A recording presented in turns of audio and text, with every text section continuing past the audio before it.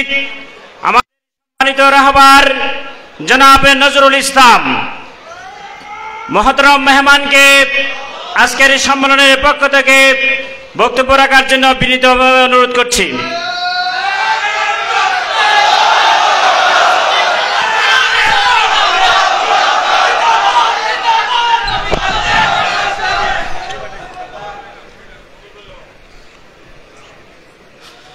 আসসালামু আলাইকুম ওয়া রাহমাতুল্লাহি ওয়া বারাকাতুহু। আলহামদুলিল্লাহি রাব্বিল আলামিন والصلاة والسلام على سيد المرسلين وخاتم النبيين وعلى آله وأصحابه أجمعين وعلى من دعا بدعواته وجاهد في سبيل الله حق جهاده إلى يوم الدين أما بعد শ্রমিক কল্যাণ চট্টগ্রাম মহানগরী আয়োজিত আজকের দায়িত্বশীলদের জন্য আয়োজিত এই শিক্ষা বৈঠকের শিক্ষা শিবিরের সম্মানিত সভাপতি অ্যাসিস্ট্যান্ট সেক্রেটারি জেনারেল চট্টগ্রাম মহানগরীর বিপ্লবী সভাপতি শ্রমিক নেতা প্রিয় ভাই এস এম লুৎফর রহমান, আজকে প্রধান অতিথি হিসাবে আমাদের সাথে উপস্থিত হয়েছেন সাবেক এমপি, 2008 সালে সরকারের সকল ষড়যন্ত্র ছিন্ন করে যিনি জাতীয় সংসদে জামাত ইসলামীর প্রতিনিধিত্ব করেছিলেন। 2008 সালে দেশ বিদেশের ষড়যন্ত্র ছিল যাতে জামাত সংসদ শূন্য হয়, জামাত যাতে সংসদে 0 আসন পায়। কিন্তু আলহামদুলিল্লাহ আমরা চট্টগ্রাম থেকেই প্রতিনিধিত্ব করেছিলাম। আলহামদুলিল্লাহ আলহামদুলিল্লাহ। একজন হচ্ছে হামিদুর রহমান আজাদ, আরেকজন হচ্ছেন মৌলানা আনম শামসুল ইসলাম। ওনারা আলহামদুলিল্লাহ যোগ্যতার সাথে প্রতিনিধিত্ব করেছেন, জোরালোভাবে বক্তব্য দিয়েছেন। যেই বিচারিক হত্যাকাণ্ডের শিকার হয়েছে মিথ্যা অভিযোগে আমাদের নেতারা, সেই অভিযোগের বিরুদ্ধে জোরালো বক্তব্য দিয়েছিলেন বিশেষভাবে আমাদের আনম শামসুল ইসলাম ভাই, তিনি আজকের প্রধান অতিথি। আজকে মনে হচ্ছে আমি চট্টগ্রাম মহানগরীর সেক্রেটারি আর আহসানুল্লাহ ভাই হচ্ছে নায়েব আমির। কি মনে হচ্ছে না এরকম? কারণ সবসময় যখন আমির ছিলেন তখন আহসানুল্লাহ ভাই নায়েব আমির ছিলেন, আমি সেক্রেটারি ছিলাম। তো আজকে আমার কাছে কেমন জানে মনে হচ্ছে সেক্রেটারি বাপ, কারণ আমার আমির আছেন, নায়েব আমির আছেন, মাঝখানে আমি আসছি। আল্লাহ আমাদের সবাইকে কবুল করুন। অন্যান্য নেতৃবৃন্দ এবং সম্মানিত, এখানে তো নেতাদের সম্মেলন এটা, তাই না? দায়িত্বশীল সম্মেলন, সবাই নেতা এখানে আলহামদুলিল্লাহ। আমি সময় কম নেওয়ার জন্য সবাইকে নামে নামে অ্যাড্রেস করলাম না, মনে কষ্ট নেবেন না। কষ্ট নেন নাই তো আবার? আলহামদুলিল্লাহ আমাকে বিষয় দেওয়া হয়েছে দাওয়াতের উপর বলার জন্য। মূল বিষয়ের আগে আমি 3টা পয়েন্টে বলবো যেটা আমার জন্য বেশি জরুরি এবং আপনাদের জন্য জরুরি। আমাদেরকে প্রধানত 3টা গুণ সবাইকে অর্জন করতে হবে। কয়টা গুণ? কমপক্ষে 3টা। 1 নম্বর হচ্ছে ইখলাস। 1 নম্বর কি? ইখলাস। ইখলাস মানে হচ্ছে লিল্লাহিয়াত, আল্লাহর জন্য কাজ করা। আল্লাহর জন্য কাজ না করলে, আল্লাহকে খুশি করার জন্য কাজ না করলে দুনিয়াতে অনেক কিছু হতে পারে, কিন্তু পরকালে গিয়ে আমি শূন্য পাব। আমি কি পরকালে শূন্য পেতে চাই নাকি শতে শত পেতে চাই? তাহলে পরকালে যদি ভালোভাবে পাশ করতে চাই তাহলে প্রথম যে গুণ সব সময় রাখতে হবে সেটা হচ্ছে আল্লাহকে খুশি করার জন্যই কাজ করা বা না করা, দেওয়া বা না দেওয়া। আমরা আত্তাহিয়াতের মধ্যে 3টা শব্দ বলে থাকি, আত্তাহিয়াতু লিল্লাহি ওয়াসসালাওয়াতু ওয়াত-তাইয়্যিবাত। এর মধ্যে আমরা বলি আমাদের সকল কিছু আল্লাহর জন্য। আমার সমস্ত মৌখিক কার্যক্রম, সমস্ত বক্তব্য, সমস্ত নড়াচড়া, সমস্ত চাহনি, সমস্ত সালাম কালাম সব কিছু আল্লাহকে খুশি করার জন্য। আমার সমস্ত নামাজসমূহ, আমার সমস্ত ফিজিক্যাল অ্যাক্টিভিটিস, শারীরিক নড়াচড়া, শারীরিক কর্মকাণ্ড আল্লাহর জন্য। আমার সকল পবিত্রতা মানে আমার সকল লেনদেন, আমার অর্থনৈতিক কার্যক্রম, সকল কিছু আল্লাহর জন্য। তাহলে এখানে আর কিছু বাকি থাকে? এই তিনটা শব্দ বুঝে শুনে আমরা যদি নেই, তাহলে আল্লাহ আমাদের মাঝে ইখলাস বকশিশ করবেন। তাইলে আমরা অহংকার থেকে মুক্ত থাকব, আমরা রিয়াকারিতা থেকে মুক্ত থাকব, আমরা অন্য কি বলল, নিন্দাবাদ দিল নাকি জিন্দাবাদ দিল সেটার পরোয়া করব না, আমরা হকের উপর থাকবো ইনশাআল্লাহ। আল্লাহ আমাদের সবাইকে ইখলাসের গুণ অর্জন করার তৌফিক দান করুন। 2 নম্বর, আমাদের এই আন্দোলন জানাশোনার আন্দোলন। আলা বসীরাতিন আনা ওয়া মান ইত্তাবাআনি। জানাশোনা না থাকলে আমি সঠিকভাবে দায়িত্ব পালন করতে পারবো না। সেজন্য জানার আগ্রহ থাকবে আমাদের অসীম। কখনো মনে করব না আমার জানা শেষ হয়ে গেছে। যখনই আমি মনে করব আমার জানা শেষ হয়ে গেছে, তখন থেকে আমার অধঃপতন শুরু হবে। সেই জন্য জানার, জ্ঞান অর্জনের অতৃপ্ত পিপাসা লাগবে। আমরা সব সময় ছাত্র থাকবো, কখনো আলেম হব না। আমরা কি ছাত্র থাকতে পারবো আজীবন? যদি ছাত্র থাকতে পারি তাহলে আমাদের মর্যাদা বেড়ে যাবে।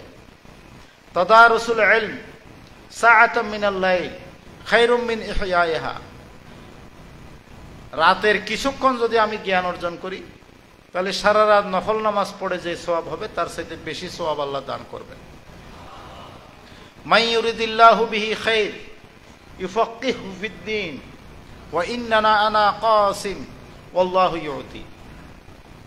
যা আল্লাহ যার কল্যাণ করতে চান তাকে দ্বীনের সঠিক সবুজ সমঝ দান করেন, দ্বীনের বুঝ দান করেন, ফিকহ দান করেন।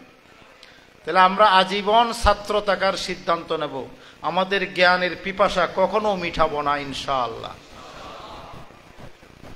3 নম্বর মানুষকে ভালোবাসা, মানুষের প্রতি উদারতা, মানুষের প্রতি সহনশীলতা, মানুষের গুণ দেখা, নিজের দোষ দেখা। এক কথায় মানুষের প্রতি উদারতা, ভালোবাসা ছাড়া কখনোই আন্দোলন সফল হবে না, আমিও পরকালে সফল হইতে পারবো না। তাহলে 3 নম্বর হচ্ছে মানুষের প্রতি উদারতা, ভালোবাসা থাকতে হবে। মানুষ যাতে আমাদের কাছে ঘেঁষতে পারে, আমাদের সাথে কথা বলতে পারে, আরাম বোধ করে, যাতে আমাদেরকে ভয় পেয়ে মানুষ আমাদের থেকে দূরে সরে না যায়, সেই রকম চরিত্রের অধিকারী হইতে হবে আমাদেরকে। আল্লাহ আমাদের সবাইকে সেই চরিত্র দান করুন। ওয়ালাউ কুনতা ফাজ্জান গালিজুল কলব লানফাদ্দু মিন হাওলিক। তুমি যদি কর্কশবাসী হতে, তুমি যদি কঠোর হৃদয়ের অধিকারী হতে, তুমি যদি খারাপ ব্যবহারের অধিকারী হতে, তাহলে মানুষ তোমার দিকে এইভাবে আকর্ষিত হতো না, মানুষ ছিটকে পড়তো। তাহলে কয়টা গুণের কথা বললাম? 3টা গুণ। একটা হলো ইখলাস, একটা হচ্ছে জ্ঞান অর্জনের অতৃপ্ত পিপাসা, একটা হচ্ছে মানুষকে ভালোবাসার যোগ্যতা, উদারতা। আল্লাহ আমাদের সবাইকে এই 3টা গুণ বকশিশ করুন। এখন আমার বিষয় হচ্ছে দাওয়াত। দাওয়াত মানে হচ্ছে কি? ডাকা। দাওয়াত মানে কি? ডাকা। আরেকজনকে ইসলামের দিকে ডাকা, আল্লাহর দিকে ডাকা, পরকালীন জিন্দেগির কথা স্মরণ করিয়ে দেওয়া, দুনিয়া কেন্দ্রিকতা থেকে আখেরাতের দিকে ডাকা, দুনিয়ার ফিতনা ফাসাদ থেকে নাজাতের দিকে ডাকা, মুক্তির দিকে ডাকা, গোলামি, মানুষের গোলামি থেকে মুক্ত করে আল্লাহর গোলাম হওয়ার দিকে ডাকা। এটার নাম হচ্ছে দাওয়াত। লিইখরাজিল ইবাদ মিন ইবাদাতিল ইবাদ ইলা ইবাদাতিল্লাহ। সমস্ত নবীদের আগমন ঘটেছে মানুষের গোলামি থেকে মানুষকে বের করে আল্লাহর গোলাম বানানোর জন্য। তাহলে দাওয়াত মানে মানুষকে বলতে হবে আমরা কারো গোলাম নই। যেমনভাবে আল্লামা দেলোয়ার হোসেন সাইদি রাহিমাহুল্লাহ 1996 সংসদে গিয়ে বলেছিলেন, মাননীয় স্পিকার, আমরা মুসলমান, এটা আমাদের মুসলমানদের সংসদ, এখানে ঢুকার সময় কেন মাথা ঝুঁকাইতে হয়, বের হওয়ার সময় কেন মাথা ঝুঁকাইতে হয়? আমরা তো আল্লাহ ছাড়া কাউকে মাথা ঝুঁকাইতে পারি না। এই শিরকির আওয়াজ আমরা মানি না। তখন স্পিকার রুলিং দিতে বাধ্য হয়েছিলেন, এখন আর সংসদে ঢোকার সময়, বের হওয়ার সময় মাথা ঝুঁকাইতে হয় না। আল্লামা দেলোয়ার হোসেন সাইদি আমাদের সংসদকে দীর্ঘদিনের প্রতিষ্ঠিত শিরকির আওয়াজ থেকে হেফাজত করেছিলেন, আলহামদুলিল্লাহ। তাহলে এইভাবে শিরক মুক্ত জীবনের দিকে ডাকা, আল্লাহর গোলামির দিকে ডাকা, পরকালীন জিন্দেগি স্মরণ করে চলার দিকে ডাকার নাম হচ্ছে কি? দাওয়াত। আমরা নিজেরা বেহেশতে যেতে চাই না, আমরা তোমাকে নিয়েই বেহেশতে যেতে চাই, এটা হচ্ছে দাওয়াত। রফিক কোথায়? রফিকের গানটা খুব সুন্দর লাগে, এটা একটু শুনাইও। রফিক আছে নাকি? হ্যাঁ, রফিক এই গানটা গায়, আমার কাছে খুব ভালো লাগে। তার গানটা আমি মাঝে মধ্যে শুনি, যে আমি একা যাব না বন্ধু, তোমাকে নিয়ে জান্নাতে যেতে চাই। এটার নাম হলো দাওয়াত। আমরা মানুষ জাহান্নামে যাক কেউ, এটা আমরা চাই না। আমরা সকলকে নিয়ে জান্নাতে যেতে চাই, এটার নাম হচ্ছে দাওয়াত। তাহলে দাওয়াত শব্দটা কি বুঝাইতে পারলাম? আচ্ছা, এখন আসেন তাবলিগ। দাওয়াত দিতে হইলে আবার তাবলিগ করতে হয়, পৌঁছাইতে হয়। সেজন্য দাওয়াতের সাথে তাবলিগ। তাবলিগ মানে হচ্ছে পৌঁছানো। তাবলিগ মানে কি? পৌঁছানো। আপনি যখন তাকে ডাকতে যাবেন, আগে আপনাকে ওখানে পৌঁছে যেতে হবে এবং একটা কাগজ দিতে হবে, পরিচিতি দিতে হবে, একটা বই দিতে হবে। তাহলে দাওয়াতটা দেওয়ার আগে আপনাকে তার কাছে কি করতে হবে? পৌঁছাইতে হয়। এটার নাম হচ্ছে তাবলিগ। যিনি তাবলিগ করেন তাকে বলা হয় মুবাল্লিগ। তাকে কি বলা হয়? মুবাল্লিগ। যিনি দাওয়াতি কাজ করেন তাকে বলা হয় দাঈ। তাকে কি বলা হয়? দাঈ ইলাল্লাহ। তাইলে আমাদের দুইটা পরিচয়, একটা হচ্ছে দাঈ, আমরা মানুষকে ডাকি, আর একটা হচ্ছে আমাদের পরিচয় কি? মুবাল্লিগ, আমরা মানুষের কাছে দ্বীনের কথা পৌঁছাই। তাহলে দুইটা কাজ, কাজ কি কাজ? নবীওয়ালা কাজ। আউযু বিল্লাহি মিনাশ শাইতানির রাজীম। বিসমিল্লাহির রহমানির রহিম। কুল হাদিহি সাবিলি আদউ ইলাল্লাহ আলা বাসীরাতিন আনা ওয়া মান ইত্তাবাআনি। সূরা ইউসুফের 108 নম্বর আয়াত সম্ভবত, ঠিক আছে নি? 108 নম্বর আয়াত। আল্লাহ রসুলকে বলা হচ্ছে কুল, আপনি এইভাবেই প্রোক্লেমেশন দেন, ডিক্লারেশন দেন, আপনি এইভাবেই ঘোষণাপত্র জারি করে দেন। কুল মানে সেটা। আল্লাহ রসুলকে আল্লাহ বলতেছেন যে আপনি প্রোক্লেমেশন দেন, ঘোষণাপত্র জারি করে দেন মানুষের সামনে। কি?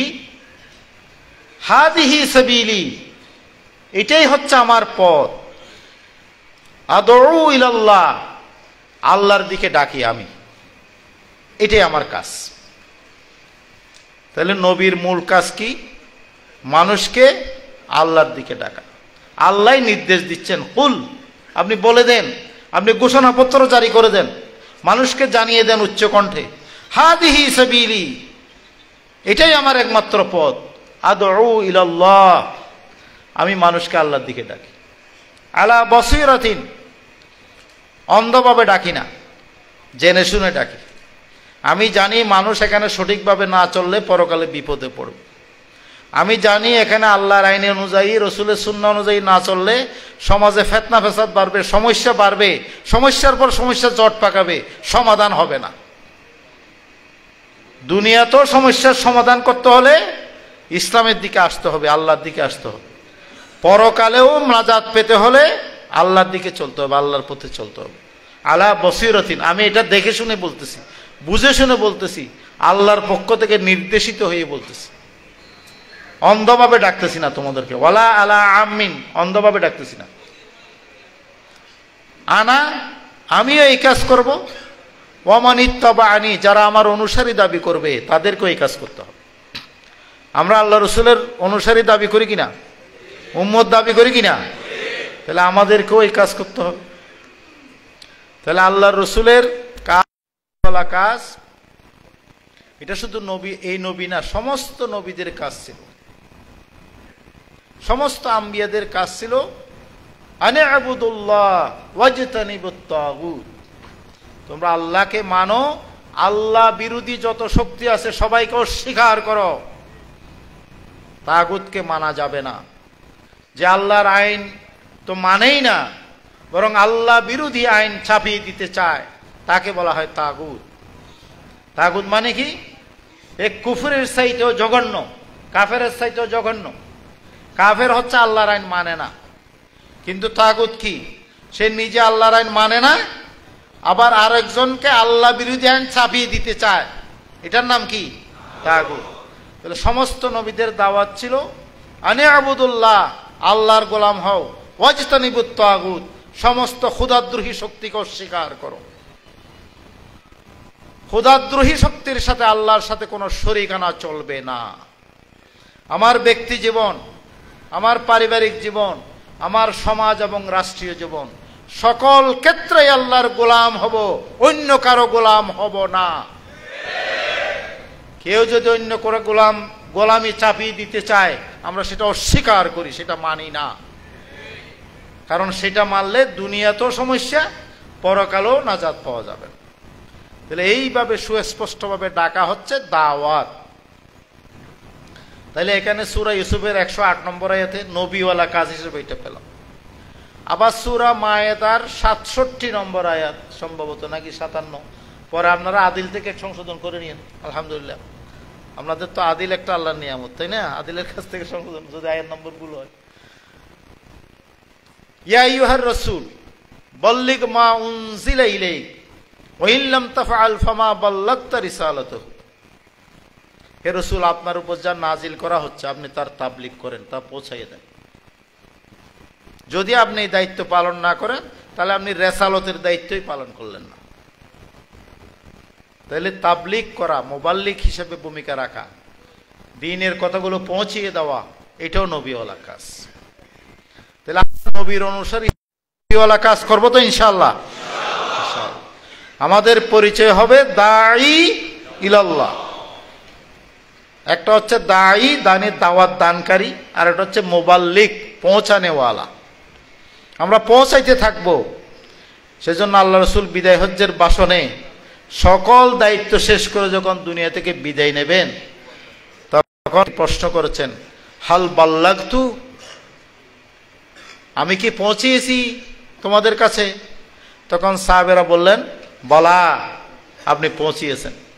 তখন আল্লাহ রাসূল বলেন, ফাশহাদ ফাশহাদ ফাশহাদ, তোমরা সাক্ষ্য থাকো, কিয়ামতের দিন আমাকে জিজ্ঞাসাবাদ করা হবে, আমি যাতে সেই জিজ্ঞাসাবাদে পাশ করি। তোমরা সাক্ষ্য থাকো আজকে এই বিদায় হজ্জের ভাষণে আমি পৌঁছিয়েছি তোমাদেরকে।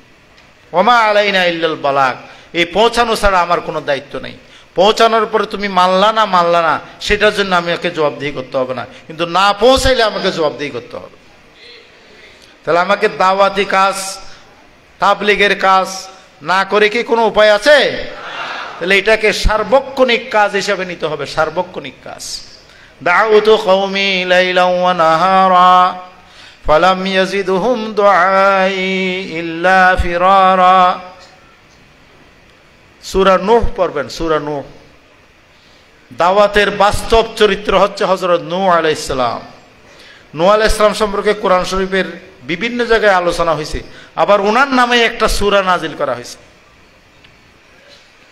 যা আমি রাত দেখি নাই, দিন দেখি নাই, খালি মানুষকে ডেকেছি। দাউতু কওমি লাইলান ওয়া নাহারা, রাতে ডেকেছি, দিনে ডেকেছি।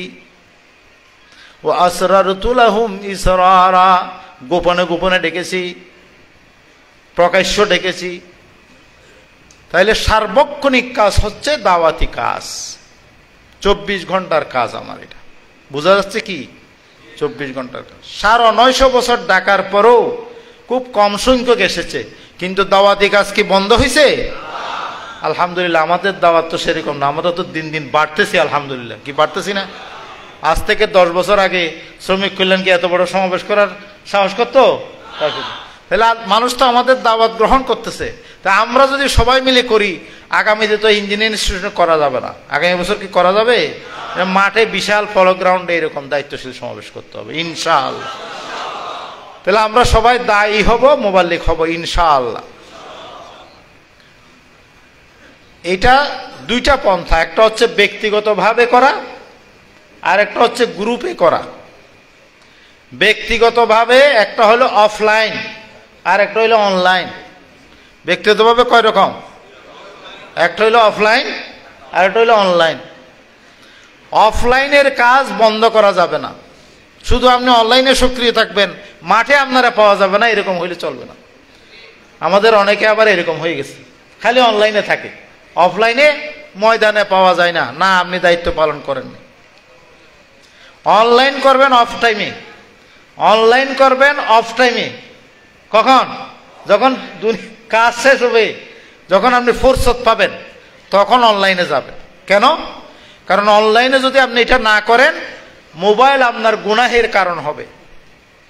আপনি যদি দাওয়াতি কাজকে টার্গেট না করেন, তাহলে মোবাইলে আপনি অশ্লীলতায় জড়িয়ে যাবেন, আপনি বেহুদা জিনিস দেখবেন, আপনি বেহুদা মন্তব্য করবেন, তাহলে আপনার আমল নষ্ট হয়ে যাবে। আনতাহাবাতা আমালুকুম ওয়া আনতুম লা তাশউরুন, এরকম আমল করবেন যে আপনার আমল মুছে যাবে, আপনি টেরই পাবেন না। মন্তব্য করার সময় হুঁশিয়ার, হুঁশিয়ার, হুঁশিয়ার। প্রতিটি মন্তব্যের শব্দের জন্য আল্লাহর কাছে জবাবদিহি করতে হবে। তাহলে অফলাইন দাওয়াত হচ্ছে ব্যক্তিগত টার্গেট ভিত্তিক দাওয়াত। কি দাওয়াত? প্রত্যেককে 5 জন, কমপক্ষে 3 জন। কয়জন? 5 জন, কমপক্ষে 3 জন। ব্যক্তিগত টার্গেট নিতে হবে, তাদের নাম রিপোর্ট বইতে লিখতে হবে, তাদের সাথে ধারাবাহিক আলোচনা করতে হবে, তার চিন্তার বিভ্রান্তি দূর করতে হবে, তাকে বই পুস্তক দিতে হবে, তার সাথে সোহবত দিতে হবে, তার সুখে দুঃখে অংশগ্রহণ করতে হবে। সে বুঝবে আমার অন্তরঙ্গ বন্ধু রফিক ছাড়া যেন আর দুনিয়াতে কেউ নাই। এরকম বন্ধুত্ব করতে পারবেন? এরকম বন্ধুত্ব করতে হবে। এরকম বন্ধুত্ব করবেন, তাহলে আপনার ঈমান চাঙ্গা হয়ে যাবে। মান আহাব্বা লিল্লাহ ওয়া বুগযা লিল্লাহ ওয়া আতা লিল্লাহ ওয়া নাআ লিল্লাহ ফাকাদ ইসতাকমালাল ঈমান আও কামা ক্বালান নবী সাল্লাল্লাহু আলাইহি ওয়াসাল্লাম। যে আল্লাহকে খুশি করার জন্য কারোর সাথে বন্ধুত্ব করবে, কারোর সাথে শত্রুতা করবে, কাউকে কিছু দেবে, কাউকে কিছু দেওয়া থেকে বিরত থাকবে, সে কি করবে? নিজের ঈমানকে পরিপূর্ণ করবে। তাহলে দাওয়াতের নিয়তে বন্ধুত্ব করতে হবে। আমরা বন্ধুত্ব করি স্বার্থের জন্য, স্বার্থের জন্য। হ্যাঁ, দুনিয়াতে লাভ হবে, আমার চাকরিতে প্রমোশন হবে, আমাকে ভালো জানবে, আমি সুযোগ সুবিধা পাবো। এটা হলো দুনিয়া কেন্দ্রিক ভালোবাসা। দুনিয়া কেন্দ্রিক ভালোবাসা দায়ের ভালোবাসা না। যদি দুনিয়া কেন্দ্রিক ভালোবাসায় যান, তাহলে ফাসেকের সাথে কোনো সম্পর্কই রাখা যাবে না, হারাম। ফাসেকের সাথে সম্পর্ক করলেই হারাম হয়ে যাবে। কিন্তু যদি দাওয়াতের নিয়ত করেন, আমি তাকে দাওয়াত দেব, আল্লাহর ওয়াস্তে দাওয়াত দেব, দাওয়াত পৌঁছাবো, তাহলে এটা কি হবে? আপনার ঈমানের পরিপূর্ণতার পরিচায়ক হবে। ওয়াজাবাত মুহাব্বতি লিল মুতাহাব্বিনা ফিয়া ওয়াল মুতাজালিসিনা ফিয়া। যদি এরকম মহাব্বত করতে পারেন, তার সাথে বসে আলোচনা করতে পারেন, তার সাথে জিয়ারতে যেতে পারেন, তার থেকে সুন্দরভাবে বিদায় নেন, তাহলে আল্লাহ বলছেন ওয়াজাবাত মুহাব্বতি, ওই লোকরে মহাব্বত করাও আমার জন্য ওয়াজিব হয়ে যায়। সুবহানাল্লাহ। আমরা কি আল্লাহর প্রিয় বান্দা হতে চাই? তাহলে এরকম দাওয়াতের জন্য বন্ধুত্ব করতে হবে। যার সাথে বন্ধুত্ব করব, সে মনে করবে যে আমাকেই সবচাইতে বেশি ভালোবাসে রফিক, আমার মতো কাউকে ভালোবাসে না। রফিকের কথা বলতেছি যেহেতু তার কথা গান দিয়ে শুরু করছি, তাই না? একটা উদাহরণ তো দিতে হবে। এইরকম বন্ধুত্ব করতে পারবেন? আচ্ছা, এরপরে দাওয়াত দেওয়া শুরু হবে আস্তে আস্তে, তার চিন্তার মধ্যে কি বিভ্রান্তি দূর করে। তাহলে এইভাবে ব্যক্তিগত টার্গেট ভিত্তিক যে দাওয়াত, এটা হচ্ছে সবচেয়ে বেশি ইফেক্টিভ দাওয়াত। আল্লাহর রসুল প্রথমে ওহী আসার পরে এইভাবে ব্যক্তিগত টার্গেট ভিত্তিক দাওয়াতি কাজ করেছে। আল্লাহ রসুলের 1 নম্বর টার্গেট কে? কে? কেন আপনারা জানান না এটা? হযরত খাদিজাতুল কুবরা রাদিয়াল্লাহু তাআলা আনহা নবুয়ত আসার সাথে সাথে 1 নম্বর টার্গেট কে? নিজের স্ত্রী। এখানে কার কার স্ত্রী রোকন হয়েছে একটু হাত উঠান দেখি। খুব কম। তাহলে বউরে টার্গেট নেন নাই, বোঝা গেল। বউকে টার্গেট নিতে হবে 1 নম্বরে। হ্যাঁ, আচ্ছা, বিয়েও করে নেই অনেকে, এটাও তো সমস্যা। বউ তো নাই, কিভাবে টার্গেট নেবে? তাহলে মাকে নিবেন। আবু হুরায়রা রাদিয়াল্লাহু তাআলা আনহু মাকে টার্গেট নিছিল। আবু হুরায়রা রাদিয়াল্লাহু তাআলা আনহু কাকে টার্গেট নিছিল 1 নম্বরে? মাকে। মার পিটা খায়, গালি শুনে, কিন্তু টার্গেট ছাড়ে না। আবার আল্লাহর কাছে দিয়ে দোয়া করে, ইয়া রাসূলুল্লাহ আমার মায়ের জন্য একটু দোয়া করেন না, আমি তো ওনাকে টার্গেট নিছি, আমার দাওয়াত কবুল করতেছে না, আপনি একটু দোয়া করেন। তা আল্লাহ রাসূল দোয়া করছে আর কবুল হয়ে গেছে, দৌড়াই গেছে, দেখেছে কবুল হয়ে গেছে, আলহামদুলিল্লাহ। তাহলে টার্গেটের জন্য কাজও করতে হবে, দোয়াও করতে হবে, এটা শিক্ষা। এবং আল্লাহ রসুলকে দিয়ে দোয়া করাইছে, তো লুৎফর ভাইকে বলতে হবে আপনি সভাপতি, আপনি একটু দোয়া করেন, আমার দোয়া কবুল হইতেছে না, তাই না? পারলে একেবারে কেন্দ্রীয় সভাপতিকে বলতে হবে যে আমার দাওয়াতে টার্গেট, আমার মারেনি, আমি অনেক সেটা আমি বুঝতেছে না, আপনি একটু দোয়া করেন। তা আল্লাহ রসুলের সুন্নাহ, আবু হুরায়রার সুন্নাহ, ঠিক আছে না? তাহলে টার্গেট নিতে হবে। এরপরে 2 নম্বর টার্গেটকে হযরত আলী রাদিয়াল্লাহু তাআলা আনহু, 3 নম্বর টার্গেটকে হযরত আনাস রাদিয়াল্লাহু তাআলা, 4 নম্বর টার্গেটকে হযরত আবু বকর রাদিয়াল্লাহু তাআলা। বন্ধু, ছোটবেলার বন্ধু, 36 বছর বয়স, আল্লাহ রসুলের 40 বছর বয়স। নুসিরতু শাবাব, জেনারেশন জেডকে টার্গেট করতে হবে। নুসিরতু শাবাব ওয়া খুলিফতু শুয়ুখ, বিপ্লব করেছে কে? Generation Z. এইভাবে কথা বলার সুযোগ কারা করে দিয়েছে আল্লাহর মেহরবানিতে? Generation Z. তাহলে জেনারেশন জেডকে টার্গেট করতে হবে। আল্লাহ রসুলও বলতেছেন নুসিরতু শাবাব ওয়া খুলিফতু শুয়ুখ আও কামা ক্বালা নবী সাল্লাল্লাহু আলাইহি ওয়াসাল্লাম, বলছে আমার যুবকেরা সহযোগিতা করেছে। কোন যুবক টার্গেটের বাইরে থাকবে না ইনশাআল্লাহ। পারবেন ইনশাআল্লাহ? তাহলে এইভাবে টার্গেট ভিত্তিক দাওয়াত দিতে হবে। তাদের নাম রিপোর্ট বইতে লিখতে হবে। 1 নম্বরে লিখবেন যাদের বিয়ে করেন নাই মায়ের নাম, যারা বিয়ে করেছেন মায়ের নাম লিখবেন, বউয়ের নামও লিখবেন। পারবেন?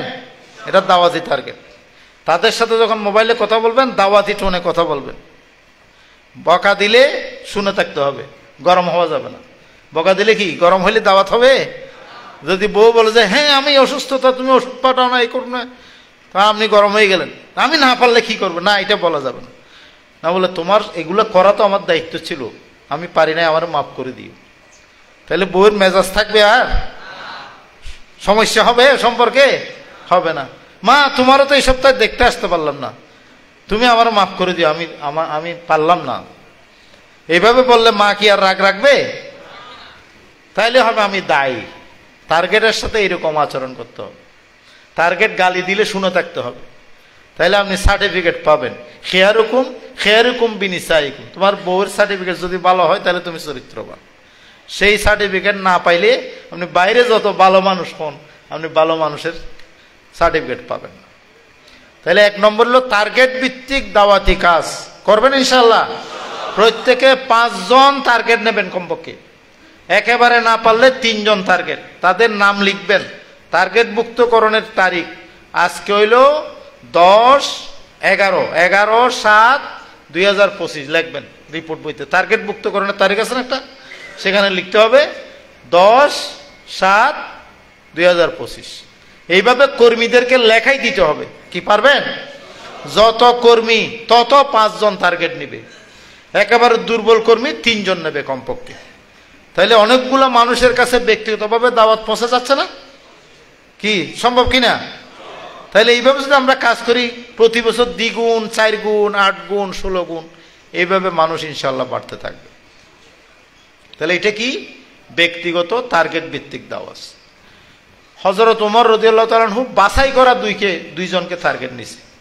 সমাজের সবচাইতে 2 ওমর, এবং আল্লাহর কাছে দোয়া করছে, আল্লাহ 2 ওমরের মধ্যে 1 ওমরকে আমাকে দাও না। একজন হচ্ছে উমর ইবনুল হিশাম, আবু জেহেল হয়ে গেছে, দাওয়াত কবুল হয়নি। আরেকজন টার্গেট হচ্ছে উমর ইবনুল খাত্তাব রাদিয়াল্লাহু তাআলা, আল্লাহ ওনাকে কবুল করছে। তা আল্লাহ রসুল বলছে 2 জনকে টার্গেট নিলাম, আল্লাহ তুমি 2 জনের মধ্যে আমাকে 1 জনকে দাও না। আল্লাহ দোয়া কবুল করছে। কারণ আল্লাহ রসুল তো বেহুদা দোয়া করবে না, আল্লাহ ওহি মানে এলহাম আছে তো, 2 জনকে পাওয়া যাবে না, 1 জন পাওয়া যাবে। তো 2 জনকে টার্গেট নিছে, কিন্তু উমর ইবনুল খাত্তাব দ্বিতীয় খলিফা হয়ে গেছে, অর্ধ দুনিয়া শাসক হয়ে গেছে। কিন্তু তিনি গিয়েছেন আল্লাহ রসুলকে মারার জন্য, যে আল্লাহ রসুলকে হত্যা করতে হবে, আমি উমর ছাড়া মক্কায় আর কোনো সাহসী যুবক নেই। তাহলে এরকম সাহসী দুষ্ট প্রকৃতির যারা, তাদেরকে টার্গেট নিতে হবে। কি পারবেন? তাহলে আর পেশি শক্তির ভয়ও থাকবে না, কালো টাকার ভয়ও থাকবে না। সবাই তো আপনার দাওয়াতে চলে আসবে। যুবকদেরকে টার্গেট নিলে তাদেরকে নরম করার জন্য তাদের বাপকে মাকে টার্গেট নেবেন, সেবা দিবেন। বলবেন যে আমাদের শ্রমিক কল্যাণের সভাপতি সাহেব বলছে আপনি অসুস্থ হয়েছেন, আমাকে হসপিটালে নিতে হবে, চিটাগাং মেডিকেলে নিয়ে যেতে হবে, আমাকে ইসলামী ব্যাংক হসপিটালে নিয়ে যেতে হবে, আমাদের লুৎফর রহমান সাহেব নির্দেশ দিছে, আমার প্রতিবেশীকে অসুস্থ থাকতে পারবে না। পারবেন এভাবে বলতে? তাইলে ওই যে সন্ত্রাসীর মাকে যদি এরকম বাপকে যদি টার্গেট করেন, তাকে যদি হসপিটাল নিয়ে যান, তখন সন্ত্রাসীর মন দুর্বল হয়ে যাবে। আরে এরা এত ভালো মানুষ, আমি তাদেরকে গালি দিই, মারি, কিন্তু সে আমার বাপের নিয়ে হসপিটালে দৌড়ায়। এটার নাম হলো টার্গেট ভিত্তিক দাওয়াত। কথা বুঝাইতে পারছি? তাইলে এরকম দুষ্ট প্রকৃতির সাহসী যুবক যারা, তাদেরকে দরকার বেশি। ওমরের মতো যুবক বেশি দরকার, আমার মতো বীরু কাপুরুষ দরকার কম, তাই না? সাহসী মানুষ দরকার। কারণ তারা কি হবে? খেয়ারুকুম ফিল জাহিলিয়া খেয়ারুকুম ফিল ইসলাম ইজা ফকিহু ফিদ্দিন। যারা জাহিলিয়ার যুগে শ্রেষ্ঠ ছিল তারাই এখানে এসে কি হবে? শ্রেষ্ঠ হবে। তাহলে ব্যক্তিগত টার্গেট ভিত্তিক কথাটা বুঝাইতে পারলাম? আচ্ছা, এরপর হলো গ্রুপ ভিত্তিক দাওয়াত। সব সময় সব জায়গায় ব্যক্তিগত টার্গেটে কাজ হয় না, সেই জন্য 2 জন 3 জন 5 জন। এখন তো আলহামদুলিল্লাহ, আগে তো বলতাম 2 জনের গ্রুপ করেন, এখন কি সেটা আছে? এখন তো 10-20 জন একসাথে গ্রুপ করতে পারবেন, মিছিল করতে পারবেন, বই পুস্তক দেখাইয়ে নিতে পারবেন। কি পারবেন না? 36শে জুলাইয়ের আগে একটা পর্যায় ছিল, এখন তো সেই পর্যায়ে নেই। তাহলে এখন গ্রুপ দাওয়াত যে করবেন, ওটা মানুষ দেখবে, আরে এরা কোথায় যাচ্ছে, এরা দাওয়াতি কাজ করতে যাচ্ছে। তাহলে এরকম গ্রুপ ভিত্তিক দাওয়াতে যেতে হবে। গ্রুপ ভিত্তিক আমি শেষ করে দিতে হবে না, সময় শেষ হয়ে গেছে, এটাই বুঝাতে চাচ্ছেন, আমি বুঝতেছি। তাহলে গ্রুপ ভিত্তিক দাওয়াতের এটাই, আপনি গ্রুপ ভিত্তিক ওই যে ব্যক্তিগত টার্গেটের বাইরে যে সংসারগুলো আছে, পরিবারগুলো আছে, সেখানে যাবেন। তাহলে গ্রুপে গেলে আর শরম থাকে না। শরম থাকে তখন আপনি একটা 10 জন এক জায়গায় গেছেন। আমি গোরানের একটা অভিজ্ঞতা বলে, আমি গোরান ওয়ার্ডের শহর ইসলাম ঢাকা, একজন কমিউনিস্ট পার্ট টাইপের লোক, তাকে আমরা টার্গেট করলাম, গেলাম, নক করলাম। তো যখনই বললাম যে আমরা জামাত ইসলামের পক্ষ থেকে আসছি, তখন ঠাস করে দরজাটা বন্ধ করে দিল, মানে আর ঢুকতে দিল না। দক্ষিণ গোরানে, আমি তো গোরানের সভাপতি, এটা বলতেছি আপনার 92 সালের ঘটনা। আচ্ছা, তো বন্ধ করে দিল। আমরা কি করলাম যে ভাই ঠিক আছে, আজকে আপনাকে কষ্ট দিলাম, আজকে আর ঢুকবো না। উনি তো ঢুকতে দেন, ঢুকবো কিভাবে? বললাম যে আমরা আপনাকে কষ্ট দিলাম, আজকে আর ঢুকবো না, তবে আপনার গেট দিয়ে আমরা কিছু কিতাব দিচ্ছি, এগুলো একটু পড়েন মেহরবানি করে। এগুলাতে যদি বুলতুল পান, একটু লাল দিয়ে দাগাইয়া আমাদেরকে দিয়েন। এই যে আমাদের সাথে সালাম মোশাব আছে, ওনার বাড়ি আপনার পাশে, আমাদের স্থানীয় একজন লোক ছিল, আমার সেক্রেটারি ছিল তখন, পরে উনি ওয়ার্ডের দায়িত্ব হয়েছে, থানার দায়িত্বে আসছে। তো আমি বললাম যে সালাম মোশাবাকে আপনি পাবেন আপনার পাশে, তো বইতে যদি ভুল ত্রুটি পান একটু দাগাইয়া লাল দাগ দিয়ে দিয়ে অন্তত বই পড়বেন। আপনি তো শিক্ষিত মানুষ, অনেক উচ্চ শিক্ষিত মানুষ, লেখালেখিও করেন। তো এই দিয়ে আসছিলাম। পরে আস্তে আস্তে সম্পর্ক হয়েছে, কিন্তু একেবারে আসে নাই, কিন্তু মোটামুটি স্বাভাবিক একটা সম্পর্কে আসতে পারছে। তো দাওয়াতে সবসময় যে আসবে এমন না, কিছু বিরোধিতা নিয়ন্ত্রিত হবে, বিরোধিতা প্রশমিত হবে, এটাও একটা কাজ দাওয়াতের। দাওয়াতের মাধ্যমে কিছু লোক আপনার ঘরে ঢুকে যাবে, কর্মী হবে, রোকন হবে, এটা আমরা সেভাবে আসছি না। আর কিছু মানুষ বারান্দায় বারান্দায় ঘুরবে, সহযোগী হবে, নির্বাচনে কাজ করবে, মিছিলে থাকবে, এরকম কিছু লোক আসবে। আর কিছু লোক সক্রিয় বিরোধিতা ছিল, বিরোধিতা কমে যাবে। যেমন আল্লাহ রসুলের চাচা আবু তালেব বিরোধিতা করছে না সহযোগিতা করছে? সহযোগিতা করছে। কিন্তু ইমান আনছে? ইমান আনে নাই। ইন্নাকা লা তাহদি মান আহবাবতা ওয়ালাকিন্নাল্লাহ ইয়াহদি মান ইয়াশা। হেদায়েতের মালিক কে? আমি চেষ্টা করলে তো হেদায়েত পাবে না, কিন্তু সহযোগিতা হয়েছে, সহযোগী হয়েছে না, সহযোগিতা করছে না, সেবা আবু তালেবের মধ্যে ছিল না। তাইলে এইরকম দাওয়াতে যে আপনি শতভাগ একবার আপনার হয়ে যাবে এমন হবে না, দাওয়াতের বিভিন্ন রেজাল্ট পাবেন। কিছু ঘরে ঢুকে যাবে, যাদেরকে আমরা রোকন বানাবো, দায়িত্বশীল বানাবো। আর কিছু বারান্দায় বারান্দায় ঘুরবে, এদের মিছিলের সংখ্যা বাড়বে। নির্বাচন ভোট কেন্দ্রের দিন বাইরে দাঁড়িয়ে থাকবে। হ্যাঁ, আমাদের যখন শামসুল ইসলাম ভাই বেরোবে, আমাদের শাহজাহান চৌধুরী যখন বেরোবে ভোট কেন্দ্র থেকে, নারায়ে তাকবীর বলে স্লোগান দিয়ে মাথায় উঠবে, দাঁড়িপাল্লা বলবে। এগুলো দরকার আছে না? ভোট কেন্দ্রে কি আপনি আর আমি দাঁড়ালে হবে? ওখানে তো 2 থেকে 500 লোক লাগবে প্রতি ভোট কেন্দ্রে, তাইলে না বিজয় আসবে। তাইলে এইগুলোও দরকার আছে। এরপরে যারা সক্রিয় বিরোধিতা করতো, মাইটতো, তারা চিন্তা করবে যে এরা এত ভালো মানুষ, আমি মারলেও আমার আমার সেবা করে, তখন তাদের বিরোধিতাটা কমে যাবে, তারা আর মারার সাহস করবে না, সাহসটা হারাই ফেলবে। এইভাবে আমরা ব্যক্তিগত টার্গেটে কাজ করব, গ্রুপ ভিত্তিক কাজ করব ইনশাআল্লাহ। আল্লাহ আমাদেরকে দায়ী হিসাবে কবুল করুন, আমাদেরকে মুবাল্লিগ হিসাবে কবুল করুন। সুবহানাকা আল্লাহুম্মা ওয়া বিহামদিকা আশহাদু আল্লা ইলাহা ইল্লা আনতা আস্তাগফিরুকা ওয়া আতুবু ইলাইক। আসসালামু আলাইকুম।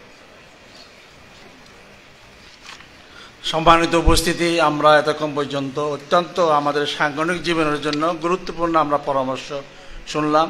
আমরা যদি এগুলি আমল করি ইনশাআল্লাহ আমাদের সাংগঠনিকভাবে আমরা অনেক উপকৃত হব। সম্মানিত উপস্থিতি, এ পর্যায়ে আপনাদের সামনে বক্তব্য নিয়ে আসছেন আজকের ইউনিট দায়িত্বশীল সম্মেলনের সম্মানিত বিশেষ অতিথি, বাংলাদেশ জামাত ইসলামীর কেন্দ্রীয় মজলিস শুরা সদস্য, আমাদের প্রিয় নেতা জনাব মোহাম্মদ জাফর সাদেক। উনি মুমিন জীবনের বায়াত এর উপর আলোচনা রাখছেন।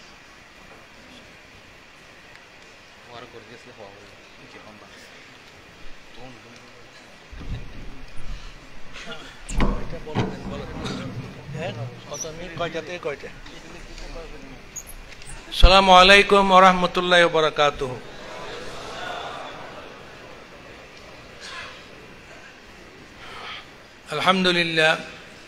আলহামদুলিল্লাহি রাব্বিল আলামিন ওয়াসসালাতু ওয়াসসালামু আলা সাইয়্যিদিল মুরসালিন ওয়া আলা আলিহি ওয়া আসহাবিহি আজমাইন। আম্মা বাদ, ফাউযু বিল্লাহি মিনাশ শাইতানির রাজীম। বিসমিল্লাহির রহমানির রহিম। ইয়া আইয়ুহাল্লাযীনা আমানুত্তাকুল্লাহা হাক্কা তুকাতিহি ওয়া লা তামুতুন্না ইল্লা ওয়া আনতুম মুসলিমুন।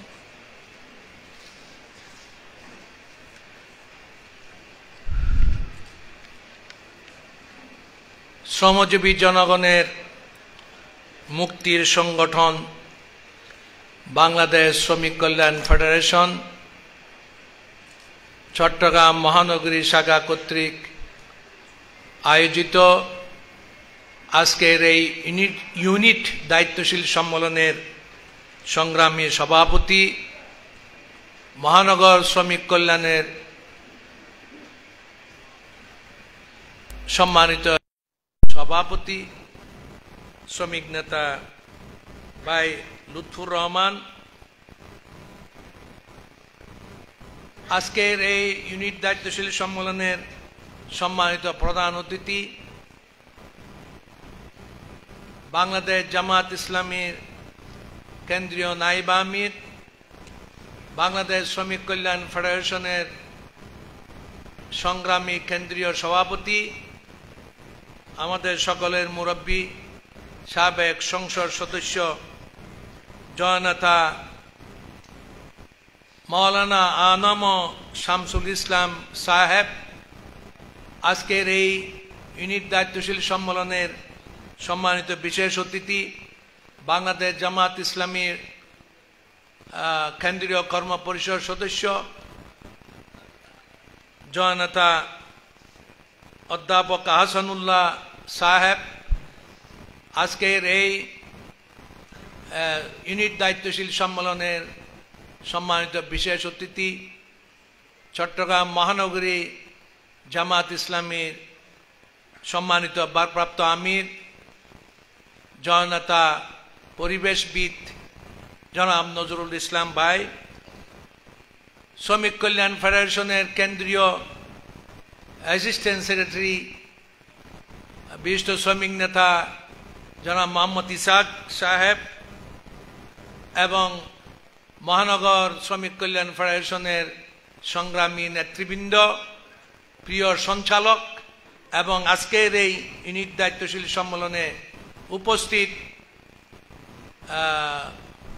বিভিন্ন ওয়ার্ড থেকে আগত শ্রমিক কল্যাণ ফেডারেশনের ইউনিট সভাপতি, সেক্রেটারি এবং অন্যান্য দায়িত্বশীল বৃন্দ, আসসালামু আলাইকুম ওয়া রাহমাতুল্লাহি ওয়া বারাকাতুহু।